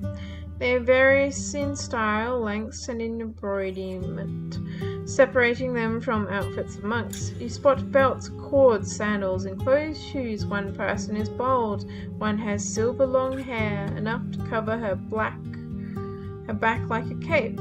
Most of the druids are clean and rested, while I'm definitely sticking out like a sore thumb, though one is a bit of a shrew with uncombed hair, stained clothes, and dusty feet. I want to talk to that one.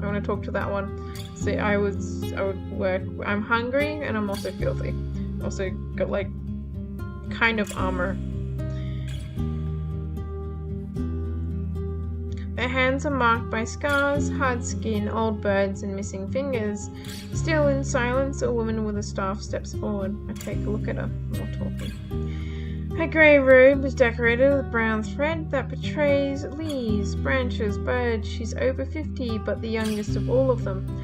Her back is straight, the grey hair's only an inch long. She doesn't need a walking stick. Her weapon is smooth, longer than she is tall. Blue eyes are vigilant, keen observing your face, as if in search of venom in your nose and lips.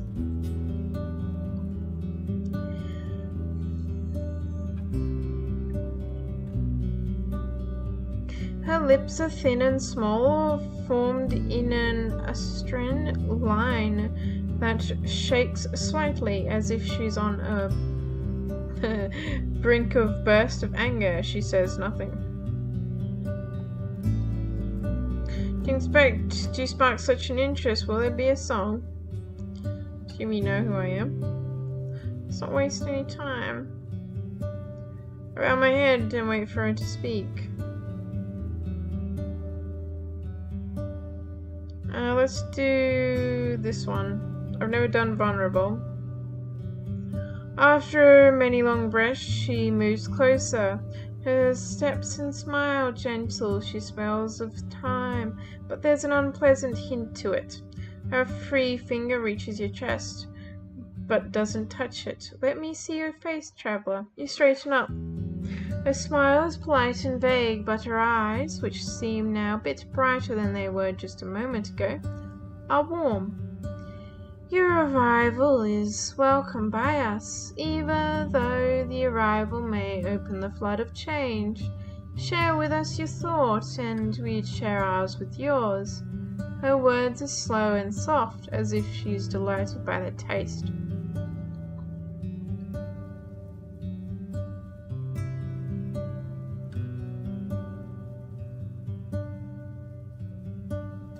She looks towards your axe and clamps her hands over her staff with new strength. We are not the ones to tell our village how to act, or how to think. They decide to follow their mare, we follow. She lowers her voice and her glance is like a storm. When a bear enters your house, you do not scream at it, nor hold the door for it to leave. You wait, throw it a fish, but if it heads to the bed of your child, you jump on its back, even if all you have are your teeth. For a single heartbeat, you see a red line in her eye.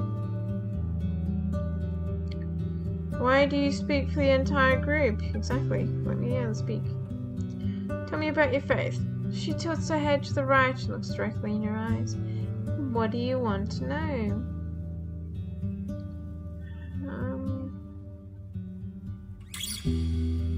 Right's followers have their tablets. What about you? For a moment, you think she's not sure how to answer, but then you realize she's humming to herself. Silently, she raises her hands and gestures for you to look around. The world of our ancestors was not the same as the ones we see. They had their truths. We have our stories. Stories come from humans. The animals think nothing of them, yet perhaps.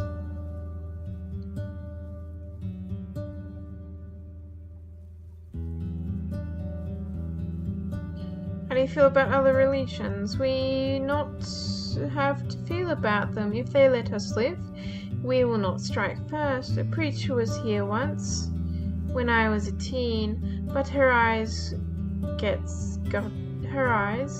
a bit more cloudy.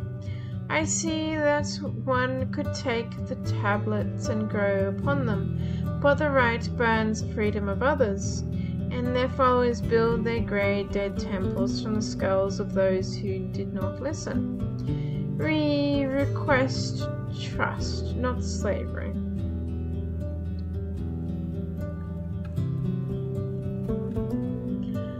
To be worthy of trust, our elders has to trust that we will master ourselves under their guidance and use them to strengthen all of us. Our neighbors have to trust that we are worthy of their food, even if we do not work with our hands. The creatures need to trust that we deserve to enter their woods. Okay, I don't like you. She observes you for a bit and her finger taps on her scarf. This trust can never be put on an outsider, even if there's strong magic in them. She doesn't like the woods. She gets kicked because she don't like trees.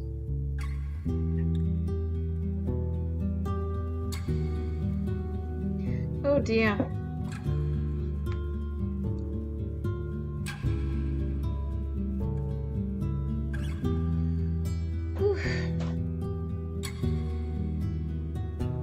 Thanks for the like, by the way, Wade. So I have to reload each time I want to check that sort of stuff. For some reason it doesn't show up automatically. Oh dear.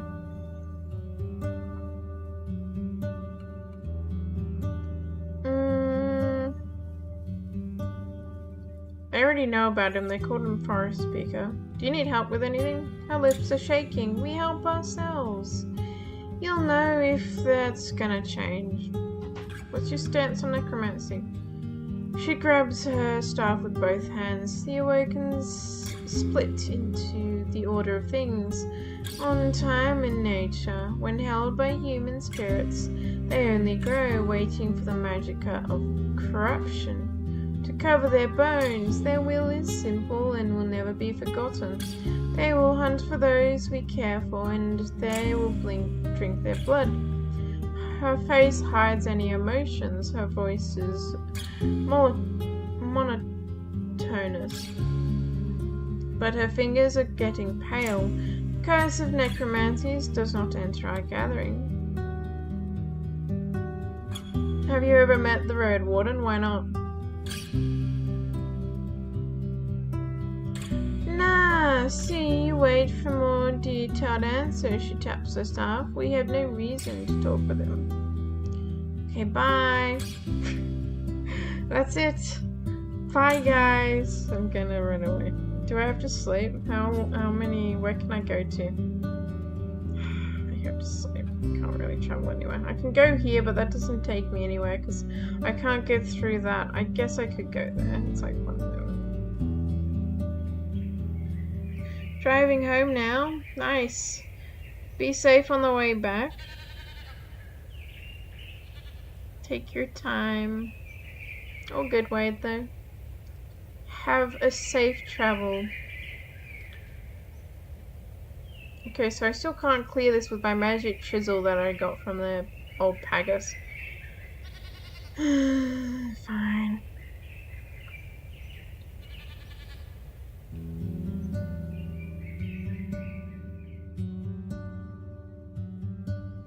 Sleep.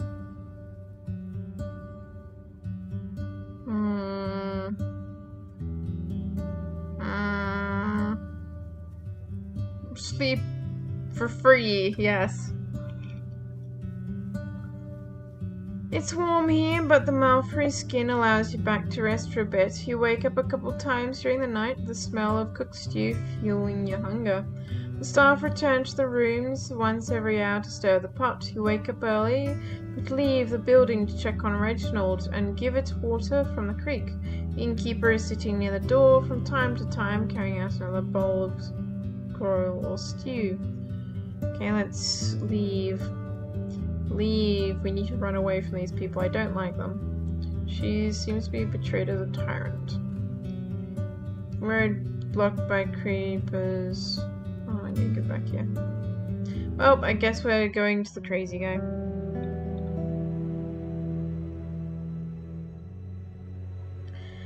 A tiny vole as brown as the short grass is washing its fur in the edge of a puddle, but it jumps in place once it notices your arrival. Tyrius is sitting on a bench observing your arrival as he's grinding something in a mortar. You greet him. He asks you to wait a moment. Only after he's satisfied his work does he leave his tool behind and move to the edge of the scalp. The creepers on his arms slightly raise. Tell him about Venia's situation. He stares in the distance towards the village. Poor thing! A fair soul with too much patience, but there's nothing I can do. After you ask him for advice, he spits on the ground. Lie, I guess. Ortius already did. Wouldn't be happy with you causing pain to his people. And Halvis neither. Unless the hunters are lying too. I found a scrap of land that I think might be cursed, so I'm not sure how to examine it. Ah, you're saying the rest of the north isn't cursed. He lets out a chuckle. But seeing how you still wait for his advice, he raises one of his creepers and looks in the distance, stretching it. I have no cure for that. Ask the enchantress, the witch, on the other side of the woods, far east. Maybe she has a wand or something. Can you open the pass? Then you know what I need. He smiles and reaches for a basket. I give you more fruit and berries until I run out of them. He doesn't like the fruit or berries. He wants my other food. But I don't want to give him my other food. Let's go down to the farmers again. On the way to the village, you see a girl, no older than 15, walking through the tall purplish grasses along the few other youngsters. She notices your arrival and runs towards you, waving your attention. I stop. Can I help you? It takes a few more moments to reach you. Her clothes are baggy, appropriate so for her age, but she's also rather scattery for labor. She carries a slingshot and a small backpack made of creepers and twigs, filled with green leaves, wild fruit, and a dead squirrel lying on the surface. How wonderful. After your question, she gives you a curious glance. RoadWarden. Parents, tell me. Not sure what part of his question you're not in agreement. Ah, what is that one does really? Hunt bounties. I patrol the roads between villages. Some RoadWardens seek boundaries, but yes, I do all sorts of things, whatever is needed. Oh, so you're an adventurer then? She makes an odd, displeasing grimace, then sneezes and smiles at you. Not really. Adventurers pay to do our jobs. Unlike RoadWardens. Close enough. She meets your eye proudly, pauses her lips, and runs back to the rest of her group. The group that you encountered at the old forest garden is close to the gate.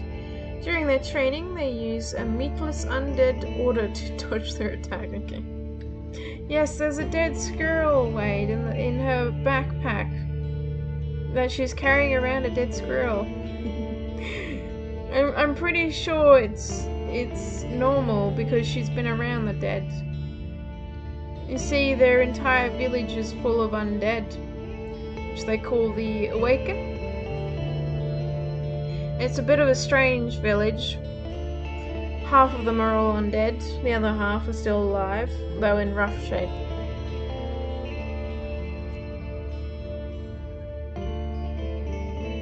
Let's go speak to this guy. He welcomes you with hungry eyes. Any news? I know what's in the letter. He puts a hand on his forehead. You can't tell if it's a sign of relief or tension. I repeat to his husband words. At first he freezes, then gives a hateful look towards Otius's hut. He knew what this place of shit did, he growls. He always asked to be heard, only to spread lies. Why did I need to find a stranger to hear the truth for once in my life? His eyes get gentler once he looks at you, but you notice the tears in his eyes. His shaking hand offers you a reward. Now about the tablet. Here you go. I don't want it. He steps back. You know what? Take this. He pulls out a bone stryphus that perfectly matches the letters on the colours of the tablet. Together they will buy you a few meals at a trader stall. Good luck, Warden. Oh well.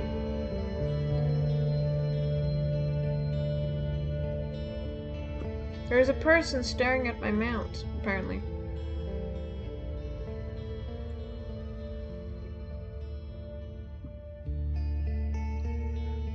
You notice that all the flies land either on the locals or on your pathway, but they're avoiding the woken shells. Those are the zombies, by the way. You notice a skinny woman with a blue headscarf staring at your mount like a wolf at an elk. I approach the woman who's observing. She moves away, but meets your eyes and makes a smile-like grimace, then leads you behind the empty animal pen, away from the guard's ears. Her grey hairs, mostly covered, is deceiving. She's no older than 30, yet her face was marked with insect bites and scars. She takes confident steps, even though she wears muddy footwear without boots, and a worn, simple skirt. She squeezes the front of her scarf on her chest, shaping it into something like a short-hooded cloak. A warden I had, she answers your nod by pressing her lips. I need you to ride somewhere for me. Tell me. Far away from here, at the eastern roads, there's an old bridge made of a single stone, single rock. I'm pretty sure they're all swearing when they say that. I'm pretty sure they're all swearing, which is why I'm ignoring that little bit there. She doesn't look away for even a single heartbeat. Her face is pale, and makes her large grey eyes look as if someone took away their colour. Beneath it, there is a rock. Beneath the rock, a purse of my savings. Bring it to me. You mention your reward. She starts to sleep fast, giving the men at the gate a nervous look. Half of what you find is yours. Bring me the rest.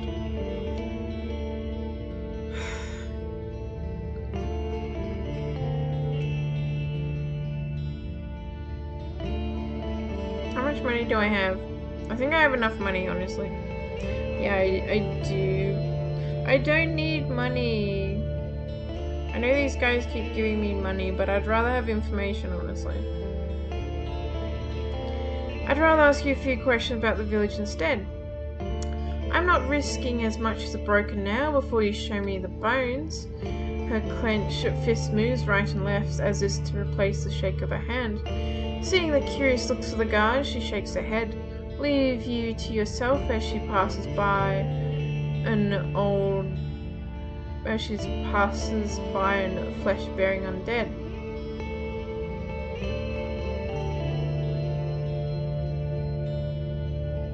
Okay, so I go find the purse. Journal. So I'm looking for a purse now. So hidden pouch, white marshes, Under Eastern Road Bridge. Okay, well. We have more quests, by the way.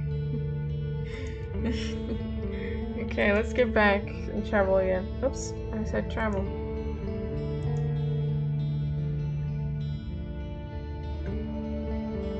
Old bridge, let's go here.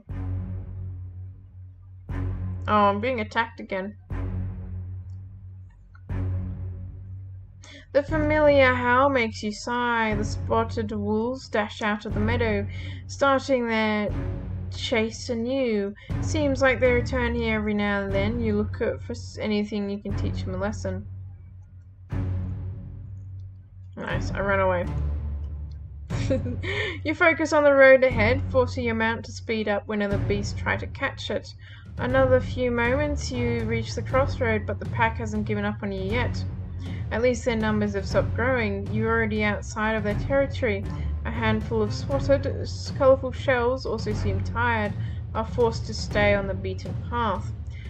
The gate next to the watchtower blocks your path ahead, right to the east. The familiar path leads you to the secluded residence. Let's hope the pack will move to a different spot, at least for a few days.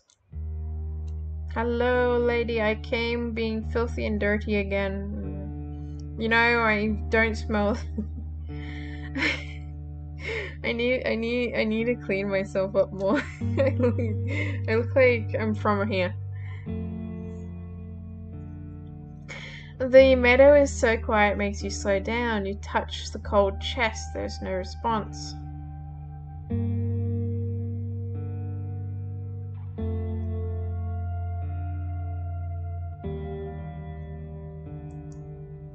It's getting colder, but finally the monster's eyes glow red. Go inside. I will be with you soon. The creature lets you in, enter the yard.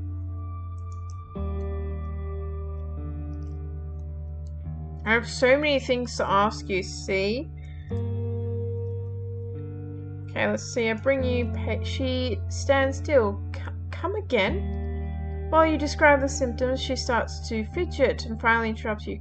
Cut it. Have you heard aught about Althea and Taras? They're about 50 and 55. A mason and a sculptor. Her eyes are getting bad and he has a limp. I never entered the gate. Shrubs her. I think the sculpture's dead, lady. She rubs her arms beneath her elbows as if to warm herself up. If you ever ride there again, she meets your arms. Look around, please. I need to know.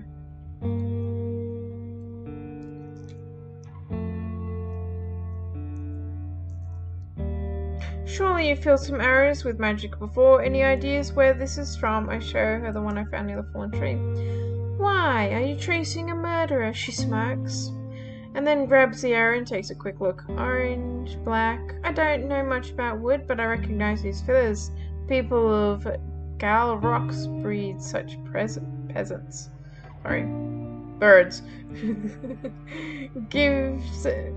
She gives it back. It's in the far north, close to the coast. Okay, interesting. I spoke with the monks. They're quite afraid of you.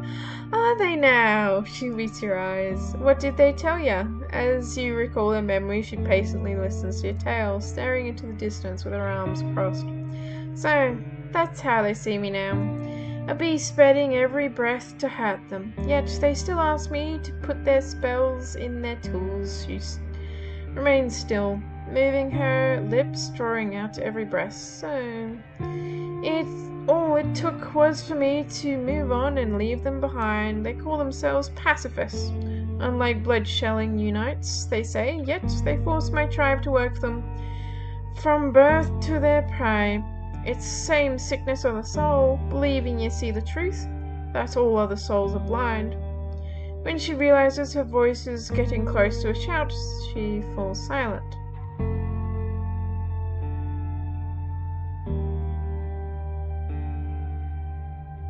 I saw some words on your golem. What do they mean? She looks at your right elbow. It's RoadWarden decorations. Okay. Oh no. Why did you ask me to place RoadWarden specifically? Is it because of the undead? No. Why? She scratches the ground with her feet, then points at a golem. I still need to do a bit of work with the sentinels, but I hope to offer one to them. Maybe in the spring it can replace 10 to 20 humans. The villagers may not have much food right now, but I know to be patient. Are you willing to make deals with necromancers? They have quite a bunch of undead corpses, you know. She moves her hair back behind her shoulder. All I can do is hope they know when to stop.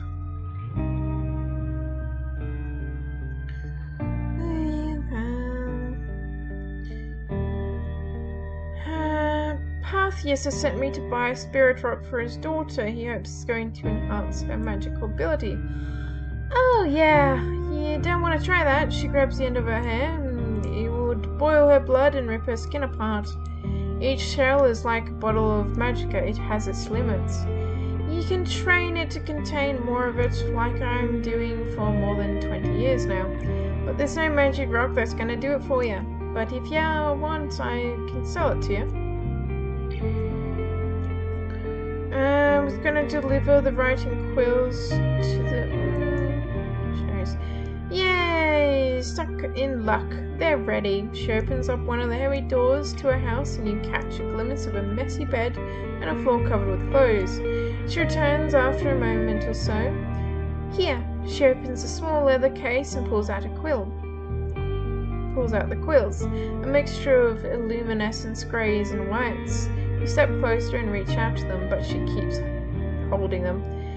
Why, aiding the monks. They're a rather grimish bunch, they aren't they? Some nasty rumors are in the air. Her grip is strong, her eyes meet you briefly. You're also working... yeah, you're also being by rumors. Everyone has a story, I'm not one to judge. Oh, that's true. Excuse me. All this talking is catching up with me, you see.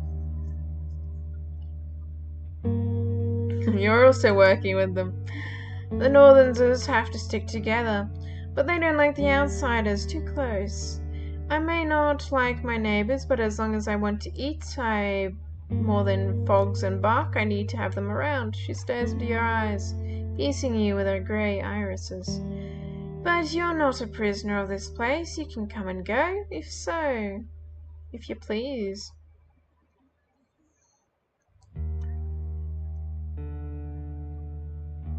Everyone has... I kind of want to bring up Ariston because they mentioned... I hope they will help me find... Everyone has a story, I'm not to judge. She releases the case and you catch a glimpse of a smile in her grey eyes. But yeah, not such a true seeker, just smart enough to know not to poke a hornet's nest, I guess. I'll know soon enough. She carries on while you attempt to attach the container to your belt. If it's the latter, she says slowly, don't ask anyone about the ruins on the southern road, those west from the inn. Those hornets can sit real good. Those hornets can sting real good.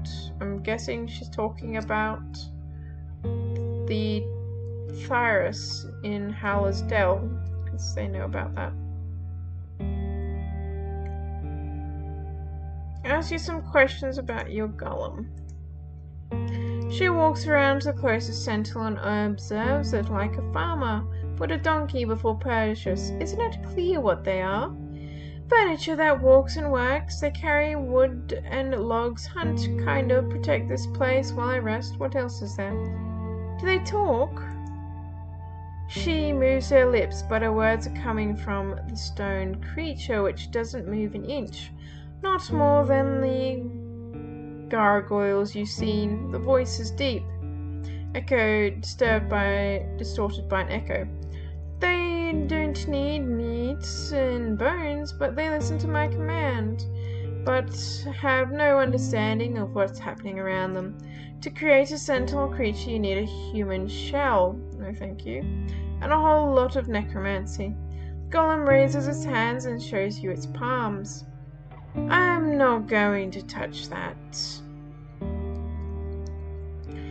She mentions that her creation isn't much of a messenger. It needs to remain close to her. Just look at it. Gollum covers its non-existing mouth. It has no eyes, no snout, no ears. Seeing the world through its head is like putting an eyeball into a rose bush. It takes magicka. The further away it is, the more exhausting it gets. She lets out a chuckle. They flee from them, as they would from trolls. They can't stalk their prey or jump on them from the bushes, but when they don't move for long, the beasts take them for rocks. It's not like they need to breathe, just sit still, wait for the rude deer to get close. The Golem's eyes suddenly get brighter. It jumps forward and punches the air. It lands with the sound of a thunder. That's why I need them to be so large, the enchantress explains. I can't give them muscles, the speed. I give them pure magicka. Being firm and heavy helps. She disregards your mentioning of the wrath of the herds. True, makes more mess than the humans would, but that's one of the reasons why I stay away from the villagers. Being alone, I give the beast time to get used to my walls, and my centaurs know to stay away from the unicorns and pebblers. Oh, well, she just told me that. Let's change the subject.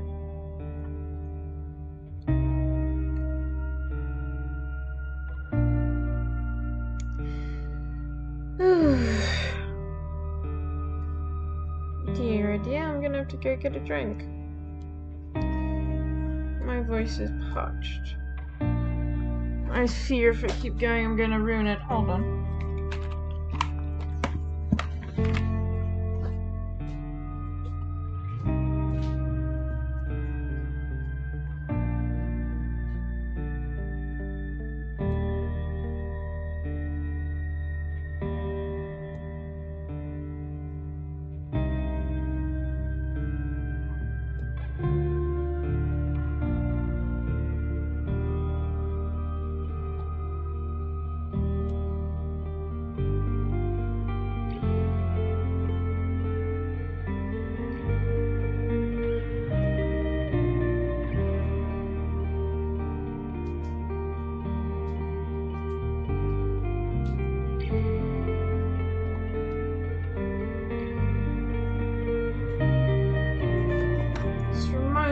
To yes, I will try to stay hydrated.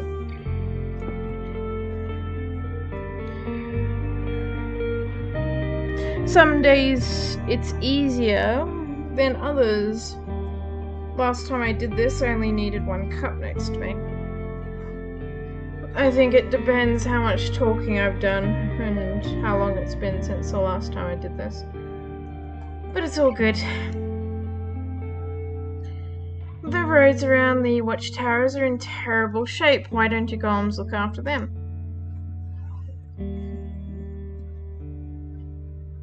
Why would I bother? You expect her to continue, but her question is earnest. The paths are getting overgrown. Soon going to the other villages will be close to impossible. She twists her hair, looking in the direction of the tower. It may be for the better. She starts listeningly, then shakes her head gently. You may be right. I hope the trail would take care of itself, with the trades and all, but the years are getting emptier. Still, I need my workers to seek food, and to guard my walls. She speaks mostly to herself. I could bring you rations in return. Everybody needs food. Everybody needs food. At this point, I just need another garden. Oh dear. She observes your boots, then crosses her arms. The more bronze rods there are spread across the peninsula, the easier it is for me to send the golems into the woods. For now, let's say 21 rations. I guess gentler roads would get me more food anyway, so I don't need you to bring me any barrels. I'll think about it. Oh my word. 21 rations. You joking me? What about with the gargoyles? Can't an enchantress show off her trophies? She gives you a proud smile. My centaurs took it down years ago. Tribe of old Pagus. It's fond of statues, so I have my own, like in the old days, long before the monks came to the north. Seeing your puzzled look, she twirls her hair. A dead gargoyle on the road, or by a village gate. It was meant to scare off evil spirits. I don't know about it, but its sight sure taught the local beasts who to deal with. I thought, no. Anything new? Well, I'm not a trader. I do stuff people ask me about, and they're not for sale. She glances at the house, then towards the pocket at her hips. There's but one tool I'm willing to part with for 11 bones. It's for spellcasters only. She reaches out to you, opens her palms. You see a flat, small pebble, but not in bluish, but not in any unusual way. You put it in your mouth and press it to your palatin. No chewing, she smacks. If you're a sorcerer, it will restore your magicka. Here. Good. Good. I found a barren field that might be affected by a curse. Do you know anything? A cursed field? Where did you find this stuff? As you explain briefly, she observes your boots. I know the place, but she steps away, approaches the garden patch by a house, observing it for a moment, then bends down, paying no attention to her robe, and reaches for a wooden spade. What she digs out looks like a tree sapling with 2 leaves that are large as a hand and thin as an elastic stake. It's shorter than your head. Would y'all look at that, still green. Give me 2 dragon bones and I'll put it in a bag with soil. It'll survive a couple of days. How does it work? She straightens up. Well, you plant it, of course. Wait for half an hour, you'll see. You'll grow an inch. Frowns, raising the plant to her eyes and grunts. Forget it. If it bursts into a bloom, the soil is enchanted. If it withers, it's cursed. Stays the same, no magicka. She lowers it again, and be careful when you do it. It loves fog. So the plant that grows by magic. Yeah, it costs 2 dragons. I'm gonna run out of money. I have like 8 money left. Why would you even have such a thing? What? No, she snorts. But those plants are the only things I can think of right now. I'm trying to make a plant that grows without sunlight, just using water, soil, and magicka. Yeah, I'll know I'm there once it starts to bear fruit. She glances at your nose. I swear I don't enjoy mentioning mushrooms. She asks you ask her about the purpose of all this. She just plays with her hair and looks towards the gate. Just a hobby of mine. I knew it, she's like gardening. She's a garden witch. Sorry, an enchantress. She's a garden enchantress. Fine, take my dragon bones. I think I'm being scammed by her. Where am I taking this again? I don't even know. This is my issue. I don't remember where I'm taking this. A hidden pouch, road, bridge. I can't get there right now.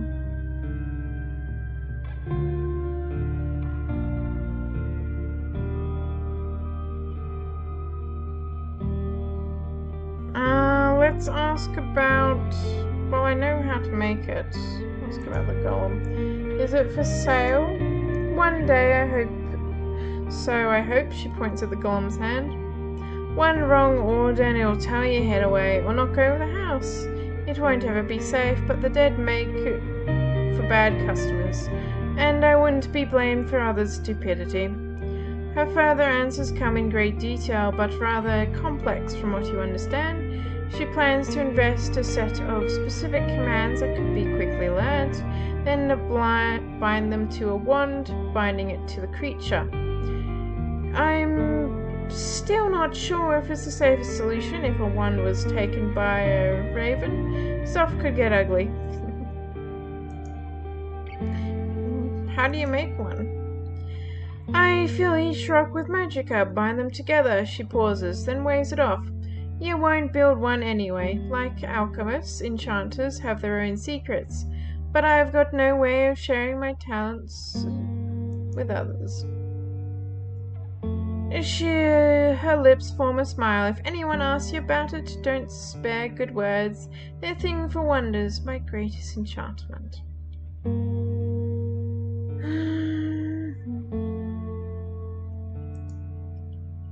Let's travel to here before it gets too dark.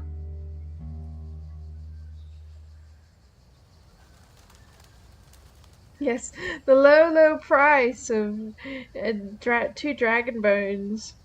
Well, I did get a discount for the,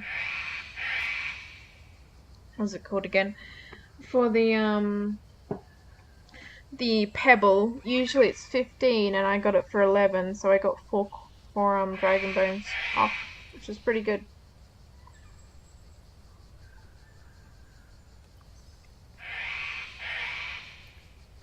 It was pretty good indeed, and that's pretty much from talking to her. That's a lot of talking. Okay. I sleep here. Yeah, I know I'm hungry. I guess I can eat. I'm not really using my food for anything much right now. I guess I can eat. I eat food. Oh, I figured out how I can eat food. I didn't know that until now. I feel very, very, very smart after figuring that out. Okay, let's sleep.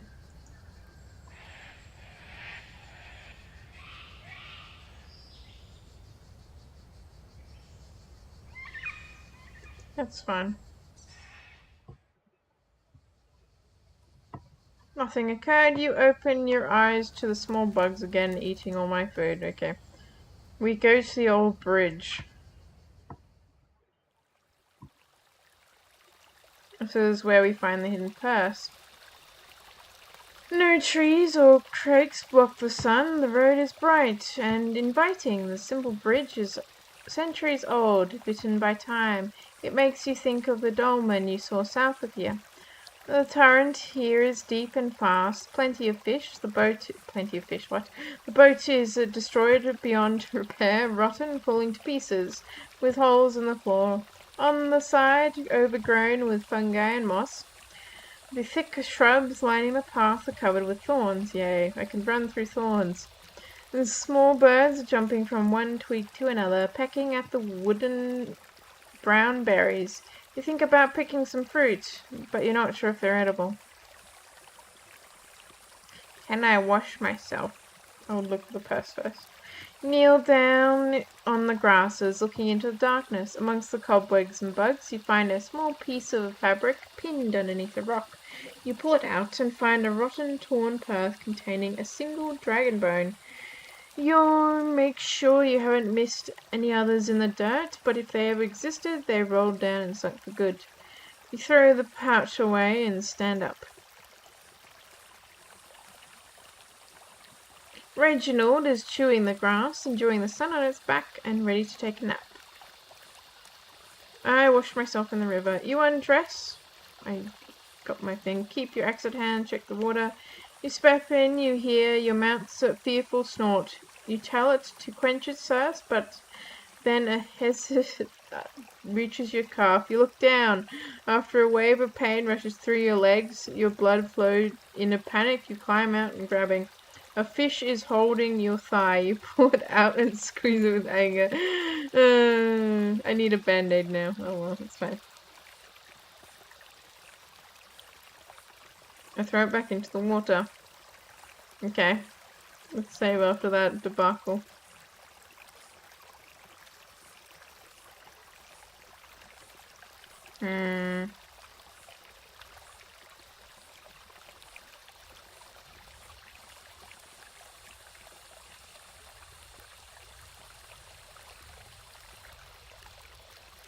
I think it was here now that I was supposed to go.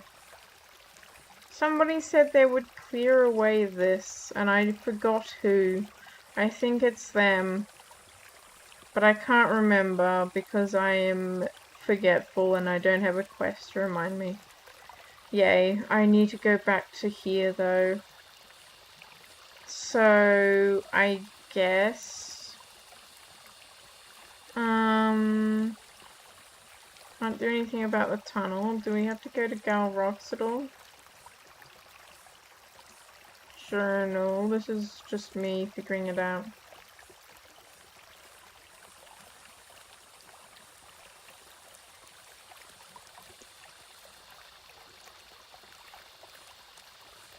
Closed tunnel, I can't do anything about. Eastern Roads. Fallen tree.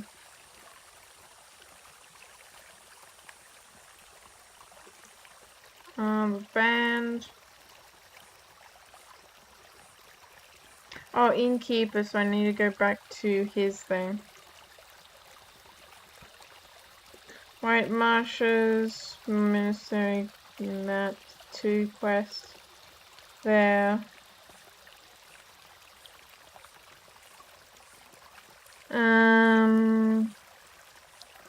Let's hard save. Let's travel again. Nipped by a fish, you need a band-aid.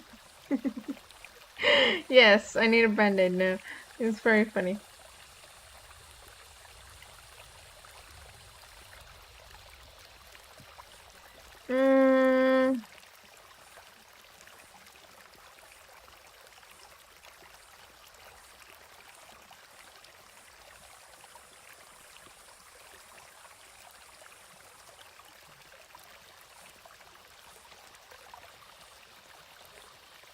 Go to the old forest garden, that's 3 hours away.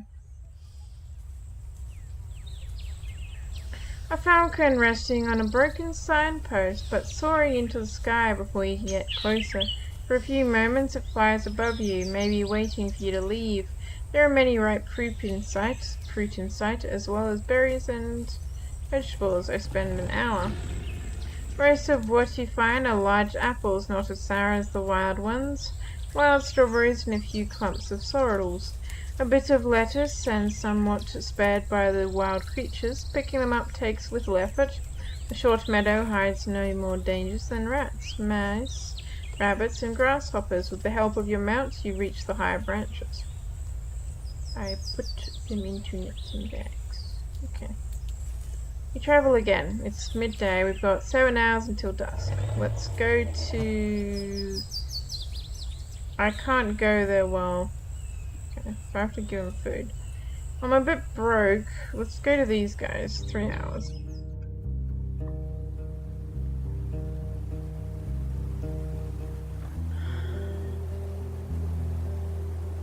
You spot a few hooded figures by the brook. The loud thumping of tool comes from the mouth. You call to the monks by hitting the sticks.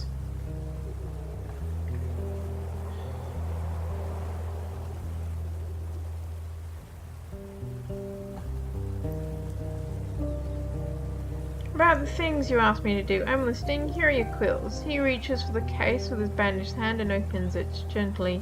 He greets them with a wide yellow smile. So, the deal was about a good word? Ah, that's right. Thou hast done with the goodness of thy hearts. He snorts and points behind him. I'll let Parrot know. And my friends from Pagus as well. Well done. About her sentinels. Your report takes you a good few minutes, since Alex spares you no questions. After you mention the golems are meant to be available for purchase, he gives Delica a worried look. She's inviting a dragon, he says at the end. He walks up and down the pass with his hands behind his back like a commander preparing themselves for battle. No tribe could stop a squad of those. Most troubling news. Awful. I took a closer look at the golems. Describe their looks and mention the unique carvings you notice on the large rocks. But it takes them a moment, few heartbeats to respond. Such signs might be dangerous. He wipes his lips with bandaged hand. I read about city golems. They're different. We might help from an experienced fighter, but we lack such souls in the order. He finally lowers his hands, observing a child humming simple melodies on the edge of the cliff. Don't you even think about it. That's it. Well, that's it.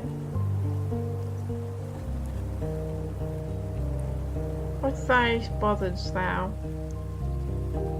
Supporting the monks. I managed to convince them they'll introduce me to here, but I...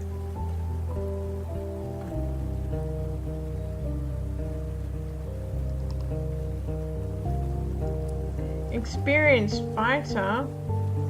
Well, the people at the inn might be experienced. Oh, I was supposed to give the spirit rock. Ruined village. What am I doing here? I think this is where I'm supposed to put the plant. Maybe it was here. No? I'm still looking for these two.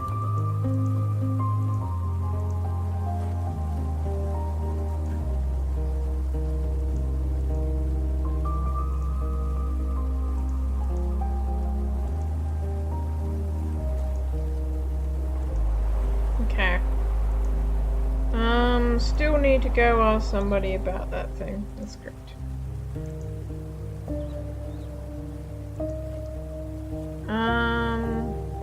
4 hours.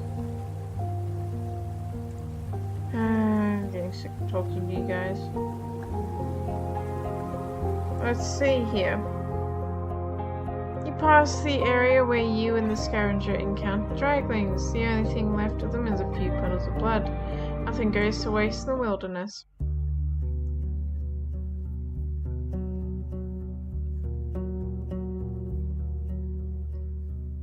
I want to open the gates. Takes you quite a bit, but the wooden and bone tools you found on the buildings speed up your process. Click the tools. You take off your cloak, and I'm already dirty. You can't make me even more dirty. Put away your bags and satchel. Reginald glazes gladly in the meadows after looking at the pile of dirt. You let out a sigh. You start with large rocks, removing the ground around them, pushing them into a single pile, then you do so the same with the other side. Simple shovel pitchforks help you a lot once you get used to them. The work goes smoothly. You've done it before, you're getting too tired.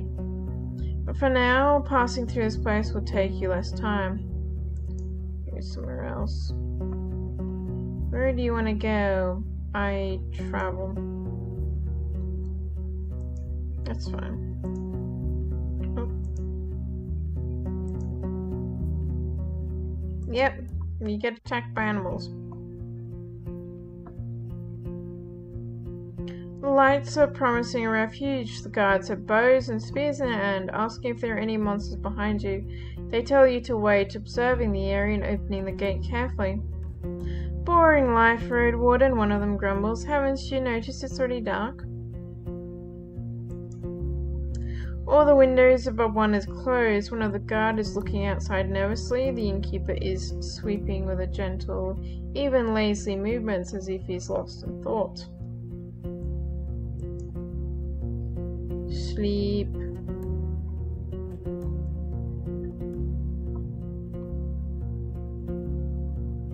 We sleep on a bench because it doesn't cost us anything.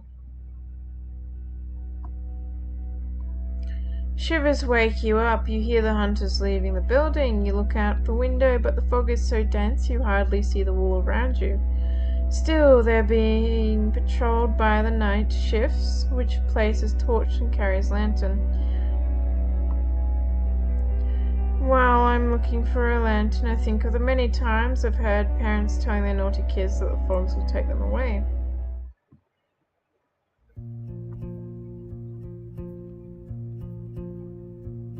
Get a comfortable sleeping spot and sign a conversation. Doors closing wake you up a few times during the night. Nevertheless, your back survives. Yay! Morning air here is stuffy. The innkeeper is already starting a fire in the stoves. He asks you if you need anything. About the band. He freezes, observing your hands silently. Well, he sent me to the other villages. The band for focus on the white marshes. Without a word, he puts your payment on the counter, then glances at your nose. I appreciate you've been so thorough. You've already done more than I've asked for. I still have the crossbow to sell, so let's say we'll lower its price just for you. Keep up the good work. He walks towards the window, opens it, and looks outside. I'm afraid it might be that. Times get rough, yet there will never be a threat large enough to unite this bunch of idiots. He rests his hand on the windowsill. We'll have another job if you're interested. I'll pay you 10 coins for finding out what she really wants. Ideally, not by a direct question, but if there's another way, he shrugs. He turns to you for a few words, looking into your eyes. And better act before she marks you as her next prey. Being a lone traveller and all, work with me, and I'll do my best to keep you safe if you ever decide to hide behind our walls. Any tips? Assuming she has one, he gets behind the counter. I only have one tip for you. If she sees you can be broken, she won't hesitate to make it happen.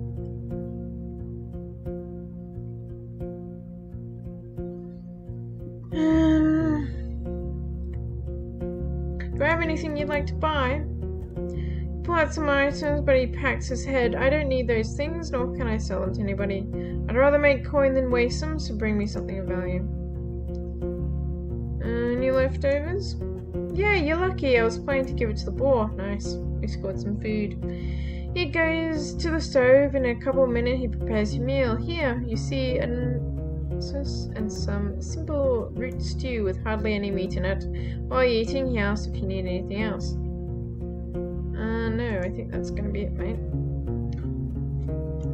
Sorry, Australian accent. Ignore that. That's all I need. I go outside. I approach the guards. I can talk to these guys as well. There's so much talking, guys.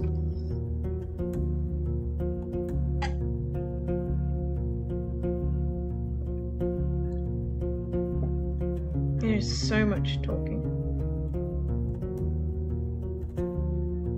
This doesn't tell me how long I've been going, but I'm pretty sure I'm reaching almost the time point where I have to stop, unfortunately. Which is very sad because I really did like this. That means I have to wait another week before I can continue it. Oh dear, such is life. The boar is resting on the ground, demanding Dalit's patting. The huntress give you a sad glance. The trolls are back, she states simply. You run your eyes over the companions. They are usually quiet.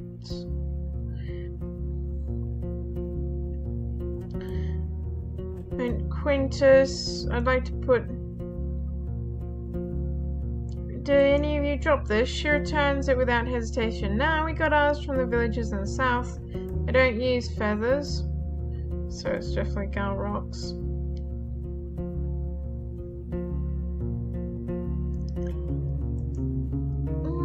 She moves it closer to her face, observe it with widened eyes. It's some sort of a magical thing. After you reassure the word, she pauses. I mean, if it's not dangerous, fine, I'll tie it somewhere during my watch, don't worry. I've met Quintus, the one who trained with your team. He's in need of your help. You explain the difficult situation he finds himself in, putting the emphasis on his wounds and food issues. Listening to your conversation, the nearby guards surround you, forming a circle. Here goes another circle. Together with the boar and ask you if Quintus is in one piece. Your tale causes attention to give way to jokes. He's so scared of the wrath of the herds, he'll sooner eat his crossbow than to learn how to use it, one of the older women says. Let's give the poor guy a break, Dalit interrupts, which is not welcomed by a one-eyed man who comments that he's not even here. After another moment, she grins at you. Thanks for telling us. We'll change some plans and get in touch with him during our next trip. Come on, not that, says the same man, chips in, but quiets down after the redhead stares. I walk away. Just a moment. She runs in front of you, cutting your way with a wide grin. Want to help us out? I spoke with our boss and I'm in need of a rider. What do you need? We could use a pair of hands here, someone who knows their way around the woods. You start to explain you'd rather stick to the saddle, but she waves it off. So help me find a better soul. There are 2 people I've heard who might join us. Actors from Haldale and Gal rocks. She rubs the side of her bore, then puts it away gently as if she's asking a child to play by itself for a few moments. That bore is funny. The thing is, we already have hunters used to live in these parts. They told us they aren't all too eager to welcome them here. I'd like you to speak with them both, to ask the folk for their tribes about them. Before I make a decision about whom I should invite, I need to be sure they can handle the job. Why not hire Quintus? Oh, he's probably got the gate. Any tips how to handle this? She glances at the other guards. The one with the fanciest braided beard clears his throat. Ask as many people as you can. In a small village, you never know who sleeps with whom. Who's this Eric's? A trapper. Oh, hello, trapper. A few days ago, he told a passing caravan he wanted to leave his home and asked them to bring us his message.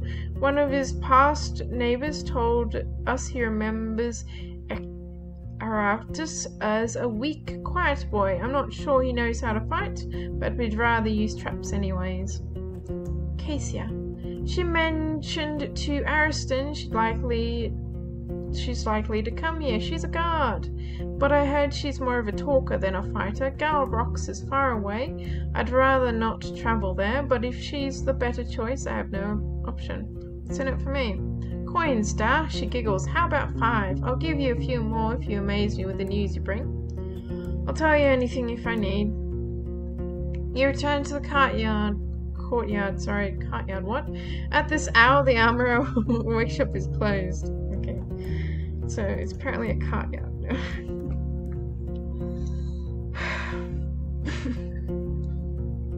No crust of bread with the stew? No, not this time. I'm a bit poor, so I'm trying to save up on that, use my rations a bit more. Sounds like a pretty swinging village. Which one? Gal Rocks hates me, as far as I remember. They don't like me a lot. They're very untrustworthy, these guys.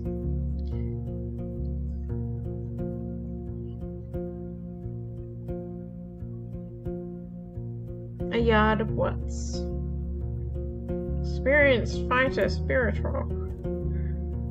Support of the monks. As much as I like the monks, because they keep talking to me and they're the most useful talking to me, I still don't like them enough for me to also be like, although they're probably the most who would probably offer their support to Halavan.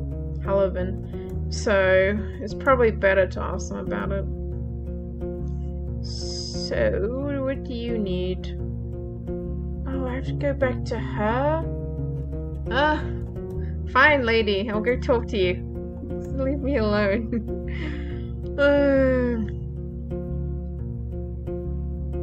Don't have to go there. I don't have to go. Yeah, I still don't know where to put that tree. I'm pretty sure that lady scammed me.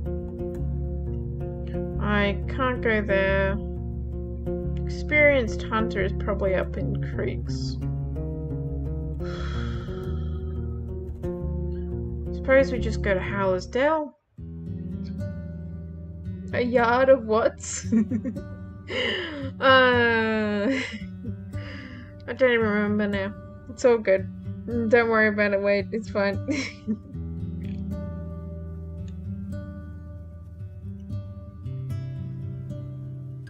Yes, I called a courtyard something else. So I guess I did mispronounce courtyard, unfortunately. Here you go. How much coin do I have? I still have 8 left, and I can sell that. So I let him work in peace. I meant to speak with... You asked the archeress if she could point you to a trapper, and she directs you to be on the walls to the edge of the northern pasture. There, next to the creek, a lone wanderer examines some simple box traps. They're placed every few steps, and judging by the man's empty sack, so far all of them have turned out to be empty. Hearing your steps, the man sends you a glance, but soon returns to his task. In the city, he's barely seen as an adult. His facial hair is sparse and light, and he's shorter and slimmer than most women in his tribe. His elegant, dark blue tunic suits his tanned skin. and the long dagger he's carried has a curved handle. He's crouching, leaning towards the other bank, playing with a blade of grass. Dullet's heard you're interested in heading south. He turns his head, only slightly, as if it's easier than raising his voice, but he still avoids looking at you. She did. Are you taking me there? His voice is surprisingly deep, adding to his years.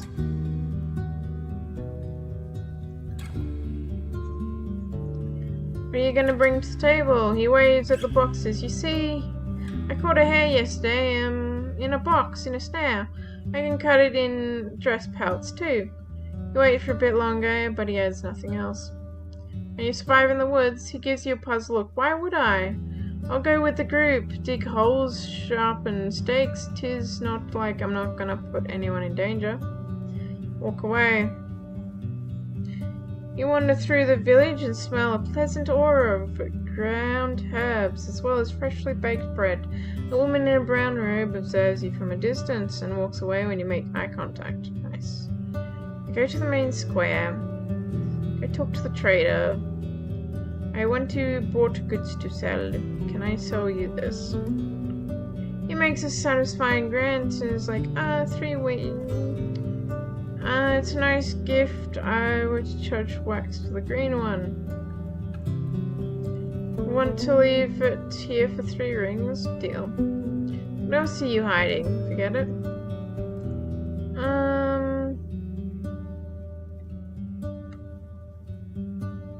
Nothing else. Walk away. I'm looking for the mayor because she won't talk to me about something. Just a slip of the tongue. Indeed. You didn't also hear me use the Australian accent on there. That's fine.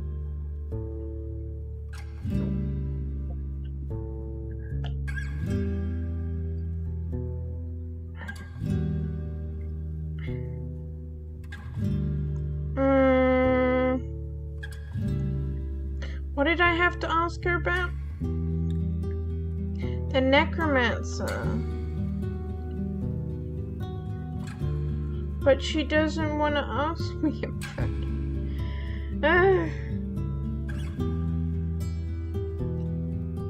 She makes an odd grimace, trying to smile while expressing confusing. I doubt there's much to say. He's a trapper, not a best one. She's not willing to speak with me. That's nice. You seem fairly well off. I already know what your secret is.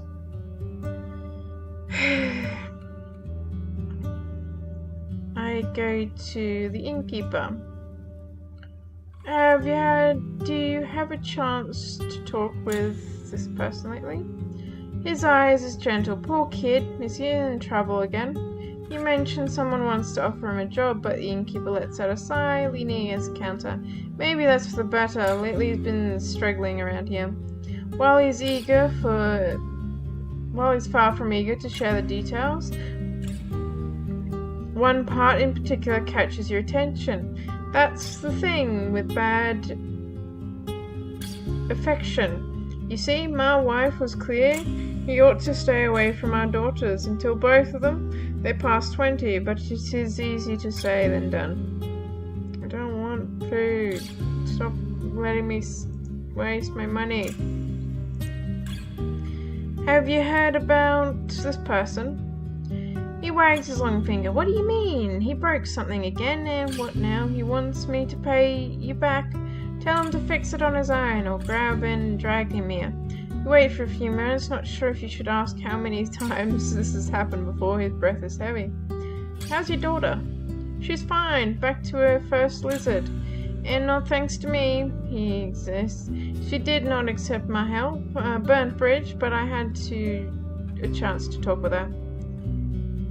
She scratches his head. At least I can now heal myself when we get swarmed by undead or brigands or goblins or unites, but we're afraid of now.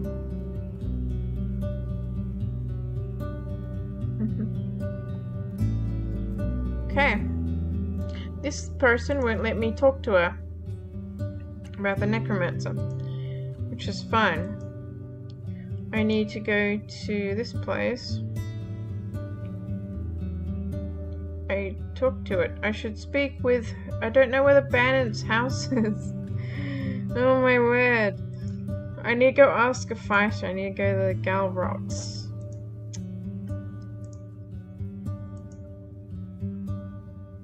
Five more minutes. 5 more minutes. Wait, what's trouble? I leave. I leave again. This time I travel. Let's go to Gal Rocks.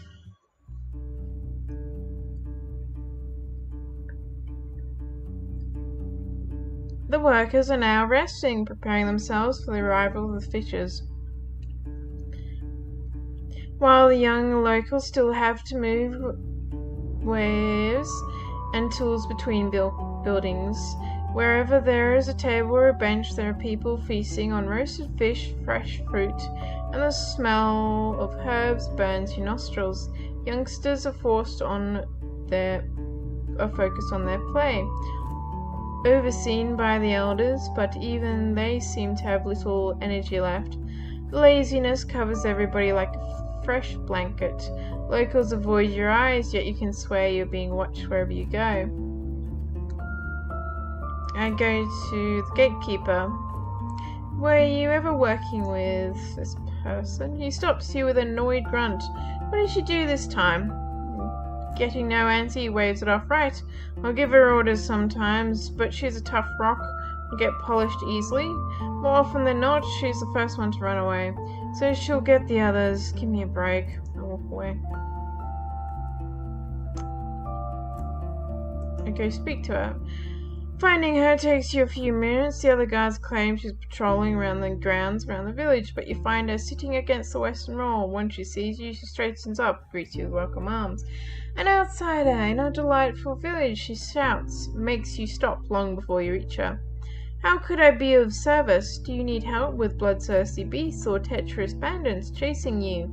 Have you lost the taste of life? Her sudden laughter makes the pigeons fly away. Speak, speak. I heard you to be a huntress. Splendid! As long as you can promise we head to Parkia for a filling dinner first, I am ready to leave first thing in the morning. Her voice remains loud, adding to her confident gestures and cheerful stance. She's wearing a decent gabardine, but it's lazily put on, without tightening or fastening the cords, matching her loose, dirty hair. She's strong, both tall and wide, but has a potent stomach. The only weapon she carries is a club longer than your arm. She swings it with enthusiasm. Her dark yellow eyes are as large as the dragon bones. You can't read much from them. Tell me about your talents. Where do I start? She raises a club above her head. I can crush, I can smash, I can catch, I can dispatch. She takes a wide spring and steps forward. I tore out one of the first harpy heads when I was 8. Bare hands. She shows you her open palms. Twice the size of most humans. Troll hands, sister called me. Until she hits the air between the two of you. The wilderness takes cunning. You catch the glimpse of her hesitation when she narrows her eyes, but she soon returns to her loud self. Are you this eager to hear the tales of my deed? Do you want me to tell you how I lift the curse of blocking the mountain trail, or how I let all the lizards away from up here? Without me, this place, she kicks the wall next to her, would be fallen long ago. She's very prideful. I don't like that. I say the trapper might be a bit more better. Anyway, enough of that. I say we leave this, and we leave all of my other things that we have to do for next week. I think that's going to be it for now. Yeah. I saved, right? I swear I saved. I think I did. Everything's fine. I definitely saved. Everything's fine. That's gonna be it for this week. 3 hours. Wow, just in time. Sorry, Wade. Not a long stream. Thank you for coming in and chatting though, Wade. It's always good to see you. Hopefully you do get some rest the rest of the evening. Yeah. Thank you. Thank you for the like as well. And I will hopefully see you later or for next week. Okay. Until then, I need to put my ending screen in. I don't have my ending screen in yet. I need to adjust all that again. More things for me to do. Yay, lovely. Bye, guys.